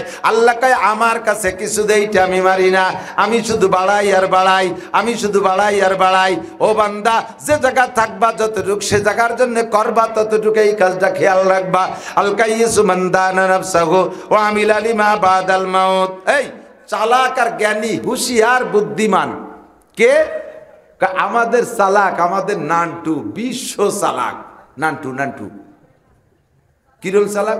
10 টাকা নিয়ে বাড়িতে বেরোইছে, এই দায়িত্বে গেছে গোপালগঞ্জ, ওই থেকে গেছে খুলনা, খুলনাতে গেছে সাতক্ষীরা, সাতক্ষীরের থেকে ওই পাশ দিয়ে একেবারে শরণখোলা হইয়া, এই দায়িত্বে জাতি জাতি ভোলা বরিশাল হইয়া একেবারে ওই পাশতে সেন্ট মার্টিন কক্সবাজার ঘুরিয়ে টুরিয়ে, এরপরে এই পাশতে যে রাঙ্গামাটি টাটি হইয়ে যায় একেবারে খাগড়াছড়ি বান্দরবন ঘুরিয়ে, এরপরে জাফলং তামাবিল বর্ডার দিয়ে ওই পাশতে কিশোরগঞ্জ হইয়া, তারপরে বিড়িশিড়ি সুসং দুর্গাপুর দিনাজপুর রংপুর কুড়িগ্রাম রৌমারি হইয়ে টইয়া পঞ্চগড় ঠাকুরগাঁও পীরগঞ্জ বীরগঞ্জ রাজশাহী কুষ্টিয়া পাবনা হইয়ে টইয়ে ঘুরিয়ে বাড়ি চলে আসছে 10 টাকা নিয়ে। 1 টাকাও খরচ হয়নি। চালাক আমাকে নান্টু। আরো লাস্টে শেষমেশ যাইয়া এই টেকেরাট হোটেলেতে খাওয়ার সময় 500 টাকা কামাইরে নিয়েছে। হোটেলে খাইয়ে দেয়, বসে রয়েছে, বিল দেয় দেয় না, দেয় না, খানিক সময় পর্যন্ত বসে থেকে ক্যাশব্যাক্সের দ্বারে বসা, ওর মধ্যে টাকাগুলো দেখছে, 1খান টাকার নাম্বার টাম্বার মুখস্থ আছে। ঘন্টা খানিক বসেছে, এরপরে ক্যাশব্যাক্সওয়ালার হোটেলের মালিক দেন টাকা দেন, কি টাকা? কয় যে 1000 টাকার নোট দিলাম, 500 টাকা খেলাম। আর তো দিলেন না, এই টাকা দিচ্ছেন না বলে আমি সেই সময়তে বসে রয়েছি, আমি কখন বাড়ি যাবো? সে তো হতভম্ব হয়ে গেছে, কাজে আমার টাকা আমি চিনি তো, এই আমার টাকার এই রং, এক জায়গায় এক পাশে একটু রং মাখানো আছে, এক জায়গায় হালকা একটু ফাটা আছে, নাম্বার এত, আমার নাম্বারও মুখস্থ আছে। খুলে দেয় যে সেই নাম্বারের টাকা রং মাহিনে কান আছে। লাস্টে 500টা নিয়ে চলিয়েছেন, চালাক আমাকে নানটু। চালাক আমাকে চেয়ারম্যান 5 টন মাল মারিয়ে দিয়ে টিওনুর সামনে চোখে ধুলো দিয়ে সারিয়ে চলেছে, ধরতে পারলো না। এরে চালাক কয় না, এরে কি কয় না, এরে চালাক কয় না। চালাক কাকে বলে? সবাই ঘুমিয়ে রয়েছে, শেষ রাত্রে উঠে তাহাজ্জুদ পড়ে আল্লাহর সাথে একা একা যোগাযোগ করে এনেছে, আল্লাহ আমার তো এই দরকার, কেউ সজাগ না, এই গোপনে আমারে দিয়ে দাও, আল্লাহ এগুলো আমারে দিয়ে দাও, এখন কেউ নেই, আমারে একারে দাও। এইটি হলো চালাক। কেউ কোরআন শরীফ পড়তে পারে না স্কুলে, সবাই ইংরেজি বাংলা পারে, ফাঁকে একটা ছেলে কোরআন শরীফ পড়তে পারে। এইটি হলো চালাক। আল্লাহ আমি কিন্তু একা কোরআন শরীফ পড়ি বলি স্কুলে, সারা স্কুলে এখন যা দেয়ার আমারে দাও। আল্লাহকে ঠিক আছে, তুই পাবি। আল কাইয়্যিস মান দানা নাফসাহু, চালাক যে ব্যক্তি নিজেকে নিজে দিনদার বানায়। এ যুবক, বেদিন বানাবি তোরে তুই যেভাবে পরিচালনা করতেছিস, আসলে ওর মধ্যে শান্তিও নাই, ওর মধ্যে ইজ্জতও নাই। এদিক আমার দিক থেকে পাশা বেরোনো প্যান্ট পরছে টাইট, টাইটের জ্বালায় বসে পেশাবো করার কায়দা নাই, ঠিক না? জোর করে ঠাইসে বসাবেন, তলেতে টাস করে ফেটে যাবে, এমন বেকায়দা। এরপরে ইদানিং কয় যে না তা না, আমাকে যেগুলো পড়ি এগুলো রাবারের মতো বলে। আচ্ছা ঠিক আছে বললো, তা পড়তে যাই পাশা বেরোয় যায় একদিকে, গেঞ্জি একটা গায়ে দিস যা নায়কের মতো গেঞ্জি, আর চুল যা কাটছিস কুত্তো চুলা দিয়ে উপরে সাইডে রাখছিস। এরপরে মোটর সাইকেলে যেভাবে চলিস, তুই তো মনে করিস যে তোরে কেউ লাইক করে। অবশ্যই, নালি এভাবে চলবে কেন, এইভাবে চুল কাটাবে কেন? কেউ না কেউ লাইকের লোভেই তো করতেছে যে কেউ আমার পছন্দ করুক, কেউ আমার লাইক দিক। কাকে বলো তো? তোমার মতো রুচি যারা, তারা লাইক দেবে। আর বেশিরভাগ পুরুষের কাছে পুরুষের লাইক নিয়ে কি বা হবে? তোমার মনে মনে সাহায্য, এখান থেকে যাতায়াত করি, এই বাড়ি কতগুলো মেয়ে আছে, তারা আমাকে দেখে লাইক দিক। সেই বাড়ির একটা মাইয়ের সাথে তুই বিয়ের প্রস্তাব দে, দেখ কি দেয়, লাইক দেবে না লাথি দেবে। বিয়ের প্রস্তাব দিলি, মেয়ে কি বলবে, আব্বা তোমার পায়ে ধরি, জীবনেও বিয়ে চাবো না, তারপর ওই বাদাবির সাথে আমার বিয়ে দিও না। ওর চাল চলন দেখছো, কুত্তো কাটিং চুল কাটছে, ও প্যান্ট পরছে না, অর্ধেক ল্যাংটা হয়ে রয়েছে, ওর সাথে বিয়ে। তাহলে তোর এই সাজের কি দাম থাকলো? পায়ের নিচে চাকা লাগাই এরকম ডিলিক দেবে রাস্তায় দিয়ে, তুই তো মনে হচ্ছে কেউ পছন্দ করে। সবাই তোরে উড়া বাদামি কয়, আজ তো বুনো বাদামি কয় তোরে, বোঝে যে তুই আসে 1 নম্বর ভকুবাস। তাহলে তোর এই সাজের কি দাম থাকলো? তোর এই চাকা লাগানোতে কি ভ্যালু থাকলো? যে মেয়েগুলো, যুবকরা তোমরা আমার সামনে যারা আসো বলো, যে মেয়েগুলো স্কিন টাইট পাজামা পইরা, একেবারে শর্ট কামিজ পইরা, গায়ে মাথায় কাপড় নাই, বব কাটিং চুল কেটে রাস্তায় দিয়ে ঘুরে, বলো তো এরকম কাটিং ব্যবহার করছে কেন? নিশ্চয়ই পুরুষের কাছ থেকে লাইক পাওয়ার জন্য, তোমাদের মতো যুবকের পছন্দ নেওয়ার জন্য। বলো তো এই জাতীয় একটা মেয়ে তোমাদের সাথে বিবাহের প্রস্তাব দিলে নিতে চাবা কেউ? চাইবা কেউ? বলবা যে আস্তাগফিরুল্লাহ, জীবনও বিয়ে করবো না, বিয়ে দরকার ভেসতে যে হুর বিয়ে করবো, তবু এই যে লাফাই নিয়ে গোড়া বিয়ে করা যাবে না, এই ল্যাংটা গোড়া বিয়ে করা যাবে না। গরুতি লাইতে হয় 1 পাও দিয়ে, গোড়ায় লাইতে হয় 2 পাও দিয়ে। কতক্ষণ ওর একটা খালি বিয়ে হইলে বাড়ি নিয়ে কয়বা বেটা জোড়া লাতিতে চিতে পড়ে যাবে, কাইন দিয়েও কুল পাবি না। এখন তো বিয়ে করছে ওগুলো খুবই ডিলিক দিয়ে বেড়ায়, পদ্মাসরে, কুয়াকাটা, কক্সবাজার, পার্কের ভিতরে নাইচে বেড়ায়। তাই তুই খুশিতে বিয়ে করছিস, দেখতে ভালো দেখা যাচ্ছে, সরোয়ার্দি পার থেকে পার্কেতে দড়িয়ে নিয়েছিস, শান্তি পাবি না। জাতের একটা মেয়ে, একটা দিনদার পর্দানেশীল আল্লাহওয়ালাই একটা মেয়ে বিয়ে কর। খোঁজ ফাজ পারবি জাতির দিন। নবী পাক তোমাদের বিবাহের পরামর্শ দিচ্ছে, তুনকাহুল মারআতুল আরবা, মেয়েদেরকে বিয়ে করা হয় 4টা দিক দেখে। লে হাসা বিহা, তার বংশ দেখে, ভালো বংশের মেয়ে বিয়ে করো, ভালো হবে, বংশের একটা গুণ আছে। কতক্ষণ না কেন, সৈয়দ বংশের মেয়ে গরিবও যদি হয়, দেখবেন তার ভিতরে একটা সৈয়দি ভাব থাকে,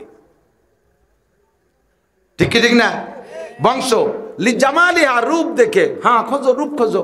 হুজুর রূপ দেখতে বলছেন, নিষেধ করে নাই। মক্কা থেকে মদিনা হিজরত করে গেছে যে সাহাবায়ে কিরাম, তাদের বিয়ের সময় হুজুর বলছে তোমরা আনসারি মেয়েদের বিয়ে করার সময় দেখে নিও, কিন্তু আনসারি মেয়েদের কিন্তু চোখগুলা পরিষ্কার, হাদিসের ইবারত, আনসারি মেয়েদের কিন্তু চোখগুলা দেখে বিয়ে করো। তাতে বোঝা যায় যে তাহলে কি চোখগুলা মেয়েকে বিয়ে হবে না? হ্যাঁ হবে, চোখগুলা লাগে পছন্দ করবে। তোমরা কালা চোখ কালারা গুলা চোখ নিলি পরে শেষে ঝামেলা বাঁধাবা। ওই হাফসিরা না, আফ্রিকা হাফসিরা কালো। আমি ওই হাফসি একজনের জিজ্ঞেস করছি, ভাই আমাদের বাংলাদেশে ধলাও আছে, কালাও আছে, ভাইটিও আছে, ভ্যারাইটি আছে মানুষ, তো সবাই মিলে ফর্সাডারে সবাই পছন্দ করে। ছেলে দাঁড়কাউর মতো কালা, অথচ মাইয়ে খুঁজতেছে প্রিয়াঙ্কা চোপড়া। নিজের গার দিক তাকায় না যে আমার চেহারা খান কি, ওনার লাগবে প্রিয়াঙ্কা চোপড়া। আমাকে দেশে তো ফর্সারে পছন্দ করে, নিজে কালো হোক আর দলা হোক। তো তোমরা তো সবই পাইকারি কালা, তোমরা কারে কিরম পছন্দ করো? তো কয় যে আমাদের মধ্যে যেটা বেশি কালা চিকচিক করে ওইটা বেশি পছন্দের। আল্লাহ ওদের রুচিটাও সেরম করে দিয়েছে। কতক্ষণ চোখগুলারে পছন্দ করবে, কালোরে পছন্দ করবে, দলারে পছন্দ করবে। তোমরা মক্কিরা আসছো সারা পৃথিবীর ভিতরে সুদর্শন পুরুষ তোমরা, কাজেই তোমরা দেখে শুনে বিয়ে করো। তাহলে দেখার একটা অধিকার আছে। সুন্দরী খোঁজো, দোষ নাই, সুন্দরী খোঁজো। 3 নম্বর এলি মালিহা, মানুষে মালদার পার্টি খোঁজে। মেয়ের বাপ এক বাপের এক মাইয়ে, বাপের যদি 200 বিঘে জমি হয় তাহলে বুড়ো মরতে যে দেরি, আমি একেবারে একে লাফে ধনী হয়ে যাব, 200 বিঘে জমির মালিক হয়ে যাব। এই জন্য মালদার খোঁজে। ঠিক আছে, যদি পাও ভালো, দোষ নাই। তবে 4 নম্বর হলো দিন ইহা, এক শ্রেণী মানুষ আছে যে মেয়ের রূপ যাই হোক না কেন, বংশ যাই হোক না কেন, ধন সম্পদ থাকুক আর না থাকুক, মেয়েটা জীবনও বেপর্দা করে নাই। 10 বছরের পরে তারে রাস্তায় দেখা যায় নেই। সেই মেয়েটা কখনো নামাজ ছাড়ে না, তাহাজ্জুদও পড়ে শুনেছি। আর আমাদের এই মহিলা মাদ্রাসায় পড়ে, পাঠানকান্দি মহিলা মাদ্রাসায় পড়ে। মেয়েটা এখান থেকে বেশ লেখাপড়া করছে, তার উস্তাদরা, তার শিক্ষিকারা প্রশংসা করে এই মেয়েটা। এখন আল্লাহ নবী বলেন, হ্যাঁ যুবক এদিক তাকা, ওই 3 গুণ থাকলে ভালো, না থাকলে দোষ নাই। তবে ফাসফার বিজাতির দিন, বিয়ে করার ব্যাপারে একটা দিনদার মেয়ে খোঁজ, দিনদার মেয়ে খোঁজ। দেশে যদি সুসন্তান কামনা করি, আজকে আমরা যুবকদেরকে ওয়াজ করতেছি, কত শক্ত মন্দ কত কিছুই তো বলি, ইশারা ইঙ্গিতে, হাদিস দিয়ে, কোরআন দিয়ে, যুক্তি দিয়ে, ইত্যাদি ভাবে যুবকদেরকেই খালি ঠাসি, বুড়োকে তার কিছু বলি না। এই যুবকদের এইভাবে ওয়াজ করে কাজ হবে না। এটা হলো কেমন, চুলোর আগুন নিবেনের জন্য উপর দিয়ে বালতি ধরে পানি ঢেলে দেয়া। চুলোর আগুন রয়েছে, বালতি ধরে পানি ঢেলে দিয়েছেন, চুলোর মধ্যে আগুন নেবে, কিন্তু বুগলা মারিয়ে দুমই দিয়ে ছাই দিয়ে ওঠে কি ওঠে না, অমহিলাগুলি চোক্কা না হয়ে যায়। যুবকদের যেভাবে থামানোর চেষ্টা করতেছি, বালতি ভরে পানি ঢেলে দিচ্ছি, বুগলা মারিয়ে উঠলি পারে আমি বক্তাই তো স্টেজে টিকতে পারবো না। কিন্তু নিবেনুর সিস্টেম যেটা, সেটা হলো কি জানেন, আসল নিবেনুর সিস্টেম, মুখ থেকে লাকড়ি সরাই ফেললি পারে এমনি নিভে যায়, মন থেকে লাকড়ি সরাই ফেললি এমনি নিভে যায়। আমরা যুবকদেরকে, মেয়েদেরকে কন্ট্রোল করার জন্য যত ওয়াজ করতেছি, জাহান্নামের ভয় দিচ্ছি, এ ভয় ও ভয় সে ভয়, সব হলো বালতি ধরে পানি ঢালতেছি চুলোর উপর দিয়ে। কিন্তু সহজ বুদ্ধি, নিচের থেকে লাকড়ি সরাই ফেলেন। সেটা কি, আপনার মেয়েকে মাদ্রাসায় পড়ান। মাদ্রাসা পড়া ছাড়া আদর্শ মেয়ে গড়ার আর কোনো কারখানা নাই, মানে কোনো জায়গা নাই। কলেজে দেবেন, কয়দিন পর মাইটা ছেলে হইয়ে বাড়ি আসে, কথা কয় না, দেশেলেন মাইয়ে হিসেবে মেয়েলি পোশাক পরাইয়া কয়েকদিন পর সে প্যান্ট পরি বাড়ি চলে আসে, জিন্সের প্যান্ট আর জিন্সের গেঞ্জি, হাফ গেঞ্জি গাইতে মাইয়েরা বাড়ি চলে আসে। বোঝাই যাচ্ছে না ছেলে না মেয়ে। আমি মোটর সাইকেল চালাই কেবল বাড়ি ঢুকছি, এর মধ্যে পিছনে দিয়ে যে মস মস করে জুতো পাই দেয়া 2টা পুরুষ ঢুকছে। আমি রাগ করে, আমি জানো না এটা আমার বাড়ি, সালাম নাই, কালাম নাই, কাজ নাই, পাত নাই, বিয়ে পড়ছো, মানে চাচা কে একটু বয়স, হ্যাঁ চাচা হেনে দাঁড়ান। তারপরে তো চাচা কর পরে চাচা দাঁড়াই নেই, চাচা আমার ঘরের মধ্যে ঢুয়ে চলে গেছে। আরো খারাপ লাগছে, তাড়াতাড়ি মোটর সাইকেল স্টার্ট করে আমি হাত ধরে বসবো, ঘরের মধ্যে তো আমার মেয়ে ছেলে, চাচা পিটা মানুষ ঢুকবে কেন, ঢুকিয়েই চলে গেছে। ঢুকার পরে তাড়াতাড়ি উনিও ঢুকছে, বসছে যে আবার তাই ধরে বসতে পারে, ঢুকিয়ে গেছে। ঘরে যাওয়ার পরে আমি কইছি, এই চাচা গেল ঘরের ভিতরে, পাগল না কি দেখো। মহিলা বলতেছে ওটা চাচা না, ওটা চাচি, চাচা না ওটা। পরে তো লজ্জা, আমিও লজ্জা পাইছি, উনিও লজ্জা পাইছে। ভিতরে তো পরিচয় করা করিল, কোন জায়গায় দিয়ে ঘুরিয়ে আমার বলে ফুফু হয়। আমি কইছি, মিয়া তুমি এইভাবে আইছো, আমারও মারলে তুমিও মরলে, তুমি আমার ফুফু হতে কি কোন ব্যাস। আল্লাহু আকবার। বলতেছে যে বাপ আর লজ্জা দিও না, আমি বুঝে ফেলাইছি। জীবন ভরে ছোটবেলায় থাকছি, ছোটবেলায় চলে গেছি লন্ডন, সে জায়গায় থাকি, সেখানে আমাদের জীবন যেমন সেই জায়গার পরিবেশে করছি। বাংলাদেশের থেকে কলেজ বিশ্ববিদ্যালয় পড়িয়ে বাপের সাথে চলে গেছি লন্ডন, সেই জায়গা থেকে এই হালাত। এখন আমার মেয়েটা স্বামীর ঘর করতে চায় না, তাই তোমার কাছে একটু তাবিজ নিতে আইছি। করবে কার ঘর? কয় যে বয়ফ্রেন্ড ভালোবাসে। সুবহানাল্লাহ। কিছু কিছু তো ক্ষতি হবে আমার সাথে। স্বামী পছন্দ করে না, বয়ফ্রেন্ড ভালোবাসে। সে সাথে ওই সে দুই বাপ বেটা মানে দুই মাইজি আর কি। সে মাই ওই ব্যান্ড পরা, চিনতে পারতেছি না। এখন আমি দিছি ধমক, তাকে কারে পছন্দ করে? বয়ফ্রেন্ড ভালোবাসে। স্বামীটা কি দুর্বল অসহায়? কয় যে ওরকম ছেলে হয় না। আমি তো আমার জামাইয়ের পক্ষেই মেয়ের জন্য তদবির নিতে আসছি। সব দিক দিয়ে একের একটা জামাই পাইছি, মোটা কামাই করে, কিন্তু ওই কপাল পোড়া সে জায়গা যাবে না। তুমি একটু তাবিজ দাও। ফুফু, এ জায়গা এই নোনা মাটিতে বেসন দিয়ে লাভ নাই, নোনা মাটিতে বীজ দিয়ে লাভ নাই। মাটি আগে দোয়াশ বানাই নিয়ে আসো, মিঠে বানাই নিয়ে আসো। তুমি ফুফু, তোমারে আমি চাচা কয়ে ঠেয়াইছি, তোমার মাইয়ে বয়ফ্রেন্ডের কাছে যাবে না? যাবে কোন জায়গা? বেরু আমার বাড়িতে, বেরু। তোমার গলায় কোনার জন্য ঝুলাই দিলিও কাজ হবে না। আর কথা বাড়াই নেই, শিক্ষিত মানুষ তো চলে গেছে। এই ধমকি তাবিজ হয়ে গেছে। বাড়ি যাইয়ে 2 মাইজির ভিতরে কাজ করে ফেলাইছে। 6 মাস পর বোরকা পরে ওই 2 মাইজি আবার আইছে। সেদিন আমিও চিনতে পারতেছি না। আইসে ঢুকে ঘরের ভিতরে যাই আমার পরিবারের সাথে সাক্ষাৎ করে পরে আমার আইসে আমার ডাকতে, আমার আসেন মজার খবর। গেছি, বারান্দায় বসছি, উনি ঘরের ভিতরে বলতেছে, বাবা আমি তোমার সেই চাচা, আজকে ফুফু হইয়া আইছি। আমার সেই মাই ওই যে এখান থেকে যাওয়ার পরে একদিন পরের থেকে আমার মায়ের ভিতরে পরিবর্তন। আর আমি তো সেই দিনই সব পাল্টায় ফেলাইছি, তওবা করছি জীবনের তরে খাস তওবা। আমার জামাইটা 3 চিল্লে ঘুরে আসছে, আর মাইয়েটা এখন বাড়ির মধ্যে তালিম করে, তার চুলের আগাও তার বাপও দেখতে পারে না। আল্লাহ তাআলা পাল্টাই দিয়েছে। কন্যা সুবহানাল্লাহ। কখনো ধমক কাজে লেগে যায়, তাই না? হ্যাঁ, চুফাসেদ কে জাররাহ আমার হামনে আজ। শেখ সাদি রহমতুল্লাহ বলেন, দরস্তি নরমি বাহাম দরবে আজ, চুফাসেদ কে জাররাহ আমার হামনে আজ। কখনো শক্ত কখনো নরম, দুইটাই কাজে লাগে। কারণ ডাক্তার 2 প্রকার চিকিৎসা করে, মিঠে ওষুধ দেয়, জায়গায় জায়গায় অপারেশনও করে। অপারেশনের সময় আবার মিঠে ওষুধই কাজ হবে না। কতক্ষণ অপারেশনের সময় অপারেশনই করতে হবে, জায়গায় জায়গায় ধমকও কাজে লেগে যায়। ও ভাই এদিক তাকান, এখন এদিন তো ধমকে কাজে লেগে গেছে। আমাদের মেয়ে ছেলেদেরকে যদি ভালো করতে হয়, মেয়েদেরকে ভালো করতে হবে, মা ভালো হতে হবে। মাটা যদি ভালো হয়, মা ওই প্যান্ট পরা, মাইও প্যান্ট পরা, মাও উড়ন চড়ই, মাইও উড়ন চড়ই। মা যখন ভালো হয়েছে, মাইও ভালো হয়ে গেছে, ঠিক কি না? কাজে আমাদের এই জাতীয় মহিলা মাদ্রাসার দরকার আছে না নাই? আমাদের মেয়েগুলোকে পড়াবেন। দেখবেন ছোট ছোট মেয়েরা এত মেধাবী, মেয়েরা 1-1.5 বছরে হাফেজ হয়ে যায়, 6 বছরে ভালো মানের আলেম হয়ে যায়। ছেলেরা 10 বছরে অত ভালো লেখাপড়া করতে পারে না। আর মা যদি হয় দিনদার, তাহলে তার পেটের সন্তানও দিনদার হওয়ার আশা করা যায়। মা যদি হয় পর্দানশীন, সেই পেটের সন্তানও পর্দানশীন হয়। আল্লাহর রহমতে দেখেন, কিসসা তো সবাই জানেন, আব্দুল কাদের জিলানী রহমাতুল্লাহ আলাইহির মা, আমার সদস্য বদুর রহমাতুল্লাহ আলাইহির মা, যত বড় আছে সব বড়দের মা ভালো, যার কারণে বড়রাও বড় হয়েছে। আপনার সন্তানটা জেনারেল হোক, ডাক্তার হোক, ইঞ্জিনিয়ার হোক, যাই হোক না কেন, আপনার সন্তানটা যেন ভালো হয়, এজন্য একটা ভালো সন্তান লাগবে। ভালো সন্তানের জন্য একটা মহিলা মাদ্রাসা প্ল্যান করছে আমার মাওলানা আবুল বাশার ভাই, মহিলা মাদ্রাসা করা প্ল্যান করছে। আমাদের সন্তানকে তো দেবো না ইনশাআল্লাহ? কথা বলেন, দেবেন না? বাচ্চা ছোটবেলায় দিয়ে দেবেন। আর এখানে পড়ার সুন্দর একটা কায়দা আছে, আমি দেখছি, আমি তো মহিলা মাদ্রাসা করছি। 3 বছরে নামাজের সব মাসালা, 40টি হাদিস, 60টা মাসআলা, ওযু, গোসল, মেনলি ফাংশনে সব কিছু শিখাই দিয়ে, সাথে সাথে বাংলা, ইংরেজি, অঙ্ক, বই পুস্তক পড়াইয়া ক্লাস 5-এর যোগ্যতা দিয়ে সেখান থেকে ছেড়ে দেয়। হাতের লেখা এমন ভালো যা স্কুল কলেজের ছেলেরাও পারবে না, এত সুন্দর করে দেয়, ঠিক না? কাজেই আমরা এখানে মহিলা মাদ্রাসা করব। 2 নম্বর কথা হলো, ইন্নামা ইয়ামুরু মাসাজিদাল্লাহি মান আমানা বিল্লাহ। আল্লাহ পাক রব্বুল আলামিন বলেন, ইন্না আউয়ালা বাইতু উযিয়া লিন-নাস লাল্লাযী বিবাক্কাতা মুবারাকান ওয়া হুদাল লিল আলামিন।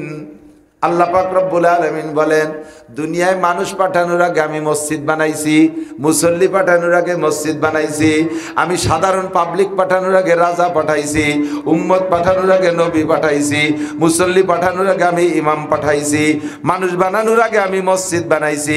সর্বপ্রথম ঘর হলো কাবা ঘর। আদম আলাইহিস সালাম দুনিয়া আসার 50,000 বছর আগে আল্লাহ তাআলা ফেরেশতার মাধ্যমে কাবা ঘর বানাইছে। ফেরেশতার মাধ্যমে কাবা ঘর বানানোর 40 বছর পরে আবার ফেরেশতা দিয়ে আল্লাহ তাআলা দ্বিতীয় কাবা বাইতুল মুকাদ্দাস বানাইছেন, যেটা জেরুজালেম ফিলিস্তিন। এই বাইতুল মুকাদ্দাস ফেরেশতা দিয়ে বানানোর পরে দুইটা ঘরই হযরত নূহ আলাইহিস সালামের সময় প্লাবনে ধ্বংস হয়ে গেছে। কাবা ঘরকে আল্লাহ তাআলা ইব্রাহিম আলাইহিস সালামের মাধ্যমে পুরো সংস্করণ করেছে, আর বাইতুল মুকাদ্দাস হযরত সুলাইমান আলাইহিস সালামকে দিয়ে বানাইছে। সুলাইমান আলাইহিস সালাম জিনদের মাধ্যমে বাইতুল মুকাদ্দাসের এখন যে বডি দেখেন না ছবিটি, এই ছবিটা কিন্তু এই বডিটা ফেরেশতা জিনদের মাধ্যমে হযরত সুলাইমান আলাইহিস সালাম বানাইছে। এখন সেই বাইতুল মুকাদ্দাসকে নিয়ে চলতেছে ষড়যন্ত্র। তার উপরে মুসলমানদের আজ 6 জুমা নামাজ পড়তে দেয় না, 6 জুমা নামাজ পড়তে দেয় না মুসলমানদেরকে। আল্লাহ আমাদেরকে নসিব করেছে আমরা আমাদের মসজিদে নামাজ পড়ি।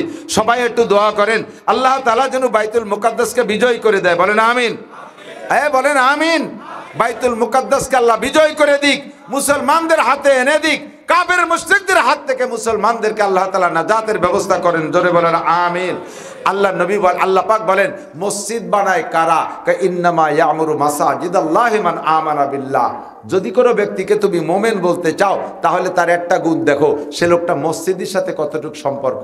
যে লোকটা 5 ওয়াক্ত মসজিদে যাতায়াত করে ওরে তুমি মোমেন বলতে পারো। যে লোকটা মসজিদের খেদমত করে তারে তুমি মোমেন বলতে পারো। যে লোকটা মসজিদ নির্মাণ করে তারে তুমি মোমেন বলতে পারো। মসজিদ সংক্রান্ত যে কোনো খেদমতে শরীক হয় তারে তুমি মোমেন বলতে পারো। আর যদি তুমি মোমেন হয়ে যেতে পারো তাহলে তোমার বেনিফিট কি? আল্লাহ পাক বলেন কদ আফলাহাল মুমিনুন, কদ আফলাহাল মুমিনুন। মোমেনরা সফল। সফল মোমেনকে কি দেবে? কয় ফিরদাউসি নুজুলা, তোমার জন্য জান্নাতুল ফিরদাউসে মেহমানদারি হবে। জোরে কন্না সুবহানাল্লাহ। হযরত ওমর ইবনে খাত্তাব রাদিয়াল্লাহু তাআলা একদিন বলতেছেন হুজুরকে, লম্বা মানুষটা এক এক সময় এক এক হাল। আমার দিক বেশিক্ষণ কষ্ট দেবো না। লম্বা মানুষটা অনেক লম্বা, হযরত ওমর মেলা লম্বা ছিলেন। এই লম্বা মানুষটার এক এক সময় এক এক হাল। এক সময় একেবারে বুবাই কান্তি কান্তি আইছে, একেবারে কান্তি কান্তি। হুজুর বলতেছে ওমর কান্দেন কেন? বলতেছে এক তো শ্বশুর, আবার বয়সে কম, আবার সাহাবি, এই জন্য নামও কয় আপনা আপনিও কয়। ওমর কাঁদছেন কেন? কয় যে হুজুর আমার ভয় করতেছে কিয়ামতের ময়দানে যদি আল্লাহ তাআলা কয় সব মানুষ বেহেশতে যাবে, একটা মানুষ দোজখে যাবে। খেয়াল করে নেই, কিয়ামতে যদি আল্লাহ বলেন যে সব মানুষ বেহেশতে যাবে, একটা মানুষ দোজখে যাবে, আমি মনে হয় সেই ওমর, সেই লোকটা মনে হয় আমি ওমর, আমি একাই মনে হয় দোজখে যাবে। হুজুর আমার ভয় করতেছে, আমার বাঁচান। হুজুর কয় ওমর আপনি দুনিয়া থেকে 10 জনের জান্নাতের সার্টিফিকেট আল্লাহ তাআলা আমার হাতে পাঠিয়ে দিয়েছে, তার ভিতরে 2 নম্বর আপনি। খুশি হয়ে গেছে। কয়েকদিন পর আবার হাসতে হাসতে আইছে। হুজুর কয়েছে কি ওমর এত খুশি কে? টাকা পয়সা পাইছেন নাকি? কয় না হুজুর, আমার একটা সাহস হয়েছে, কিয়ামতের মাঠে যদি আল্লাহ তাআলা বলে সব মানুষ দোজখে যাবে, একটা মানুষ বেহেশতে যাবে, সেই মানুষটা আমি ওমর। সেদিন কয় একটা মানুষ দোজখে যাবে সেইটা আমি ওমর, আর আজকে কয় একটা মানুষ বেহেশতে যাবে সেইটা আমি ওমর। হুজুর কয় এই সাহস পালেন কোন জায়গা থেকে? কয় যে হুজুর আর আমার একটা গোপন ফান্ড আছে, আমার নামাজ রোজা হজ জাকাত তবলিগ সরমনাই মসজিদ মাদ্রাসা যা যা আছে সবও যদি আল্লাহ তাআলা গায়েব করে দেয়, তারপরে আমার একটা গোপন ফান্ড আছে, ওই গোপন ফান্ড দিয়ে আমি বেহেশতে যেতে পারবো। গোপন ফান্ড কি? আল্লাহ পাক বলছেন ইন্নামা ইয়ামুরু মাসাজিদাল্লাহি মান আমানা বিল্লাহ। মসজিদ নির্মাণ করে তারা যারা ঈমানদার। আর ঈমানদার সম্পর্কে আল্লাহ বলছেন কদ আফলাহাল মুমিনুন, মুমিনরা সফল। আমি মসজিদ নির্মাণ করছি, মক্কা থেকে মদিনায় এসে সর্বপ্রথম মসজিদে কুবা বানাইছেন, ওইটা বানানোর মধ্যে আমি শরীক ছিলাম। ওখান থেকে আইসা মসজিদে নববী এর পাথর মাটি আমি পেটের উপরে করে করে জামার আঁচলে করে আগায় দিছি, মসজিদ বানাইছেন। মসজিদে জুল কিবলা তাই রুডা বানানোর সময় আমি ছিলাম, মসজিদে জুমা বানানোর মধ্যে আমি ছিলাম। কাজে এই মসজিদ নির্মাণকারীকে আল্লাহ তাআলা মোমেন বলছেন, আর মোমেনকে আল্লাহ সফলতার সার্টিফিকেট দিয়েছেন। এই হিসেবে আমার এই মসজিদ নির্মাণের একটা ফান্ড, গোপন ফান্ড আছে, সব বাতিল হয়ে গেলে এই গোপন ফান্ড আমি জান্নাতে যেতে পারবো। হুজুর বলেন ঠিকই বলেছেন ওমর, ঠিকই বলেছেন। তো দোস্ত আমার জিন্দেগির কোনটা কাজে লাগবে আর লাগবে না সেটা তো আর আমি জানি না। আমাকে যে কোনোভাবে একটা গোপন ফান্ড করে রেখে যাওয়া দরকার কিনা, কথা বলেন। একটা গোপন ফান্ড। নবী আলাইহিস সালাম মসজিদে নববীতে যাইয়া, সে সময় তো মাটির মসজিদ, খেজুরির পাতার চাল, খেজুরির খুঁটি, এই ঘর মাটির ফ্লোরকে হুজুর ঝাড়ু দিচ্ছেন। গভীর রাত্রে হযরত আবু বকর গেছে, যে দেখে যে মসজিদের মধ্যে যেন কে যাইয়ে হুজুরে জড়াই ধরছে। হুজুর বলছেন কে? কয় যে আমি আবু বকর। আপনি কে? কয় আমি মুহাম্মদ রাসূলুল্লাহ। হুজুর বলছে আবু বকর তো এত রাতে আসছেন কেন? এখনো তো ফজরের ওয়াক্ত হয়নি, তাহাজ্জুদের আযানও দেয়নি। কয় যে আমি আসছি তো ভুল হয়ে গেছে। তা আপনি আসছেন কে? আপনি তো আমার আগে আইছেন। কয় কি যে ওমর, আবু বকর দিনের বেলা আমি মসজিদের খেদমতের ওয়াজ করছি, তারপরেতে তোমাদের জ্বালায় মসজিদ খেদমতি করতে পারি না। জাটা নেই ঝাড়ু দেবো, তা আমার হাতে কাটিয়ে নিয়ে যায়। তাই তুই মনে করছি যে গভীর রাত্রে এসে একটু মসজিদ ঝাড়ু দেই। তো হযরত আবু বকর বলতেছে হুজুর আপনি ঝাড়ু দেবেন, মসজিদ ঝাড়ু দিলে তো গুনাহ মাপ হয়, আপনার আমলনামায় তো গুনাহই নাই, আপনি ঝাড়ু দেবেন কি?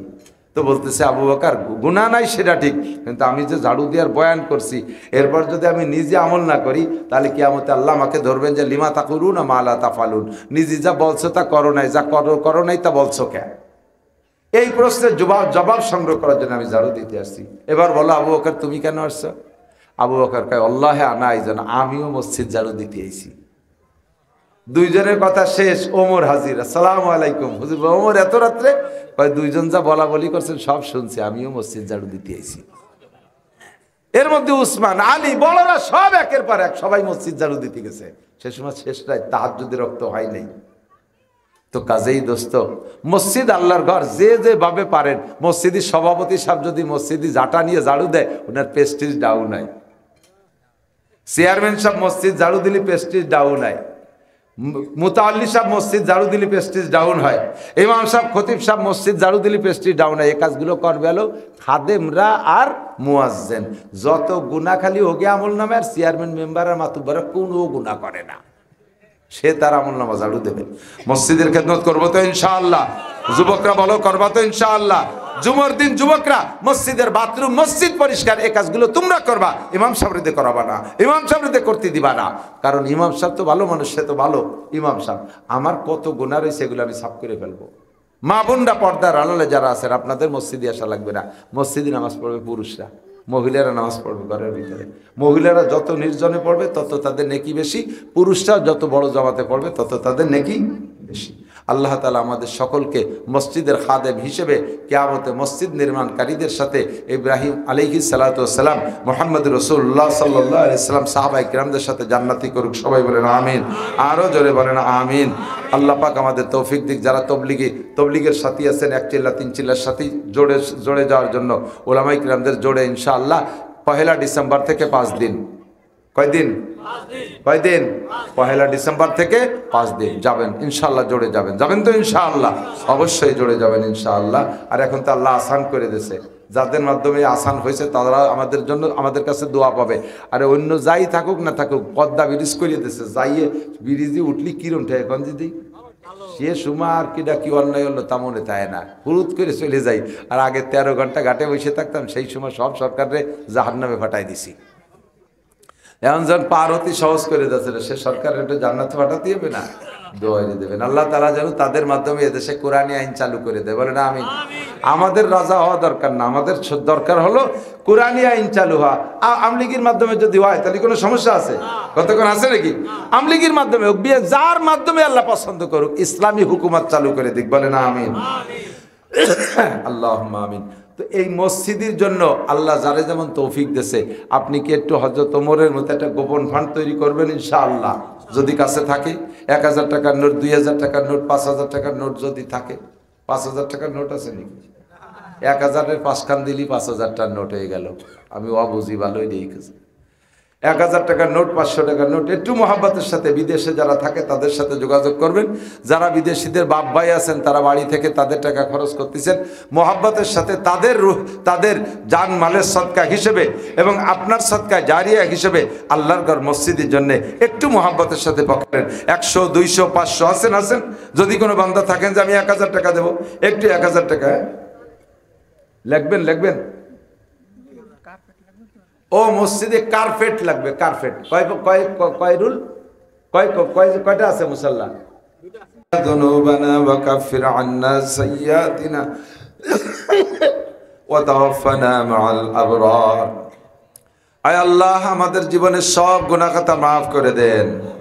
জানা অজানা, বুঝে না বুঝে, ছোট বড় যত গুনাহ করেছি সব গুনাহ মাফ করে দেন। অনেক গুনার আলোচনা করেছি, এ গুনাহ আমরা নিয়মিত করে থাকি। আবার তওবাও করি, আবার কখনো তওবা ঠিক থাকতে পারি না। আয় আল্লাহ, নফসের ধোঁকায় শয়তানের ফেপে পড়ে তওবা ভঙ্গ হয়ে যায়। আজকে তুমি শেষবারের মতো আমাদেরকে ক্ষমা করে দাও। আয় আল্লাহ, অবশ্যই আমাদেরকে মাফ করে দাও। আমাদের আব্বা মা, দাদা দাদি, নানা নানি, শ্বশুর শাশুড়ি, আত্মীয় স্বজন, পাড়া প্রতিবেশী, বন্ধু বান্ধব যারা কবরে চলে গেছে, সকলকে তুমি মাফ করে দাও। আমাদের উস্তাদ, শাগরেদ, পীর, মোর্শেদ, আপনজন, বন্ধু বান্ধব যারা কবরে চলে গেছে, সবাইকে মাফ করে দাও। কবর আযাব বন্ধ করে দাও। আয় আল্লাহ, সন্তানে আব্বা মার জন্য দোয়া চেয়েছে, সন্তানের দোয়ায় আব্বা মাকে মাফ করে দাও। আয় আল্লাহ, স্ত্রীরা স্বামী মরহুম স্বামীদের জন্য দোয়া চেয়েছে, আল্লাহ স্ত্রীর দোয়ায় স্বামীকে মাফ করে দাও। অনেক বাপের যোগ্য সন্তান চলে গেছে, সে বাপও আমাদের সাথে হাত তুলেছে, সন্তানের জন্য ক্ষমা চায়, মাফ করে দাও। আয় আল্লাহ রাব্বুল আলামিন, আমরা যারা দুনিয়ায় বেঁচে আছি, আমাদের জান মাল ইজ্জত আবরু হেফাজত করো। শিরিক ও কুফর মুক্ত ঈমান আমাদেরকে দান করো। বেদাত মুক্ত সুন্নতি আমলের পাবন্দি করা তৌফিক দান করো। আয় আল্লাহ, সুস্থতার সাথে, ইজ্জতের সাথে, প্রশস্ত হালাল রিজিকের সাথে আমাদের সবাইকে লম্বা হায়াতে তয়বা দান করো। সুস্থতার সাথে, ইজ্জতের সাথে, প্রশস্ত হালাল রিজিকের সাথে লম্বা হায়াতে তয়বা দান করো। যার যে আশা আছে, নেক আশাগুলো তুমি পূরণ করে দাও। আয় আল্লাহ, সকল প্রকার রোগ ব্যাধি বালা মুসিবত থেকে আমাদেরকে হেফাজত করো। সব প্রকার রোগ ব্যাধি বালা মুসিবত থেকে হেফাজত করো। অনেক রোগীরা দোয়া চেয়েছে, আল্লাহ সবাইকে সুস্থ রোগ মুক্ত করে দাও। সুস্থতার সাথে লম্বা হায়াত ভিক্ষা চাই। অসুস্থ করে হাসপাতালের বেডে, ঘরের বিছানায় ফেলে রেখো না। মরণের সময় আসলে আল্লাহ সহজে ইমানের সাথে কলেমা পড়তে পড়তে দুনিয়ার থেকে যাওয়ার তৌফিক দান করো। চলার পথে সকল প্রকার হাদেসা, দুর্ঘটনা, অ্যাক্সিডেন্ট, চোর ডাকাত, গুন্ড বদমাশ, শত্রু দুশ্মনের হাত থেকে হেফাজত করো। আয় আল্লাহ, এই মসজিদে তোমার যে সকল বান্দারা দান করলো, সকলের দানকে কবুল করে নাও। দানের ওসিলায় সবাইকে তুমি জীবনে একটা বার হলেও মক্কা মদিনার মসজিদ দেখার তৌফিক দান করো। আয় আল্লাহ, সকলকে জান্নাতের ভিতরে আলা বালা বালাখানা বানায় দাও। রব্বুল আলামিন, এই মাদ্রাসা, মহিলা মাদ্রাসা, পরিকল্পিত মহিলা মাদ্রাসা, প্রস্তাবিত মহিলা মাদ্রাসা তুমি কবুল করে নাও। মাদ্রাসার সব কিছু তুমি পূরণ করে দাও। এই এলাকার ঘর ঘর থেকে মেয়েদেরকে তুমি মাদ্রাসার ছাত্রী হিসেবে নিয়ে আসো। আয় আল্লাহ, দেশের মেয়েগুলোকে আলেমা হাফেজা বানায় দাও। আয় আল্লাহ, দিনদার মা প্রোটেকশন দেওয়ার তৌফিক দান করো। এই মাদ্রাসাকে তুমি আদর্শ মা গড়ার মাদ্রাসা বানায় দাও। আয় আল্লাহ, মাদ্রাসার সব হাজাত জরুরত পূরণ করে দাও। বিশ্বের মুসলমানদেরকে এক ও নেক বানায় দাও। মুসলমান যে যেখানে মজলুম আছে, আল্লাহ তুমি তাদের রহমত, তাদের উপরে রহমত নাজিল করো। জালেমদেরকে তুমি ধ্বংস করে দাও। খাস করে, বিশেষ করে বর্তমানে ফিলিস্তিন, গাজার মুসলমানদেরকে আল্লাহ তুমি বিজয়ী দান করো। আল্লাহ, সে জায়গার আর কত রক্ত দেখবা। কচি কচি বাচ্চারা কোনো অপরাধ করে নাই, নবজাতক বাচ্চাগুলো বোমার আগুনে পুঁটি মাছ ভাজার মতো ভুনা হয়ে যাচ্ছে। মারা বাচ্চা হারা হয়ে পাগলের মতো কাঁদতেছে। রব্বুল আলামিন, আর তুমি কাঁদাইও না আল্লাহ। আল্লাহ, তুমি গাজা ফিলিস্তিনের মুসলমানদেরকে তুমি বিজয়ী দান করো। ইসরায়েল, ইহুদি, আমেরিকান, নাসারাদেরকে ধ্বংস করে দাও। তাদের সব ষড়যন্ত্র ধ্বংস করে দাও। তাদের অস্ত্রে তাদেরকে ধ্বংস করে দাও। তাদের অস্ত্রের আগুনে তাদেরকে ধ্বংস করে দাও। মুসলমানদেরকে তুমি হিম্মত, সাহস, শক্তি বাড়ায় দাও। তুমি তাদেরকে তোমার আসমানি রহমত, বরকত, কুদরত দিয়ে বিজয়ী দান করো। আয় আল্লাহ, মৌলানা আবুল বশর সাহেব, মৌলানা জামাল উদ্দিন সাহেব সহ এলাকার ওলামাই কেরাম যারা মাহফিলের ইন্তেজামে যুব সমাজ আছে, সকলকে তুমি কবুল করে নাও। এদেরকে কিয়ামতে হযরত হাসান হুসাইন রাদিয়াল্লাহু তাআলা আনহুমার সাথে জান্নাতি করে দিও। মা বোনরা খেদমতে সহযোগিতা করেছে আল্লাহ, তাদেরকে তুমি আয়েশা, ফাতেমা, খাদিজা, রহিমা, মারিয়াম, আসিয়াদের সাথে জান্নাতি করে দিও। আয় আল্লাহ, আমাদের চলার পথে সকল প্রকার আফত, বিপদ, বালা, মুসিবত, অ্যাক্সিডেন্ট থেকে হেফাজত করো। চোর ডাকাত, গুন্ড বদমাশ, শত্রু দুশ্মনের হাত থেকে রক্ষা করো। আয় আল্লাহ, অনেক প্রবাসী ভাইরা আমাদের সাহায্য করেছে, বিদেশ থেকে টাকা পাঠাইছে, তারা বয়ান শুনেছে, হাত তুলেছে। মালিক, তুমি তাদের বিদেশি জীবনকে সুখে শান্তিতে রাখো। তাদের হালালভাবে অনেক টাকা কামাই করা তৌফিক দান করো। তাদের টাকা দিনের কাজে খরচ করার মতো তৌফিক দান করো, তাদের জান মাল ইজ্জত আবরু হেফাজত করো, তাদের মনের সম্পূর্ণ আশা পূরণ হওয়ার পরে আবার মা বাপ ভাই বোন বউ বাচ্চার সামনে ফিরে আসার তৌফিক দান করো। আয় আল্লাহ, আমাদের দোয়া তোমার হাবিবের তোফাইলে কবুল করে নাও। আমার মাদ্রাসার মাহফিল আগামী 8-9 ডিসেম্বর, আয় আল্লাহ অনেক টাকা পয়সার দরকার, তুমি ব্যবস্থা করে দিও। আয় আল্লাহ মাহফিলকে এলাকার হেদায়েতের ওসিলা হিসেবে কবুল করে নিও। সকল প্রকার আপদ বিপদ, প্রাকৃতিক দুর্যোগ, ঝড় তুফান, বৃষ্টি বাদল থেকে রক্ষা করো। সাল্লাল্লাহু তাআলা আলা খায়রি খালকিহি মুহাম্মাদিন ওয়া আলিহি ওয়া আসহাবিহি আজমাইন বিরহমাতিকা ইয়া আরহামার রাহিমিন। বাদশামীর পশ্চিম রাজ্য 2000 টাকা আল্লাহ দান কবুল করেন, নেক হায়াত দারাজ করেন, ইমান আমলে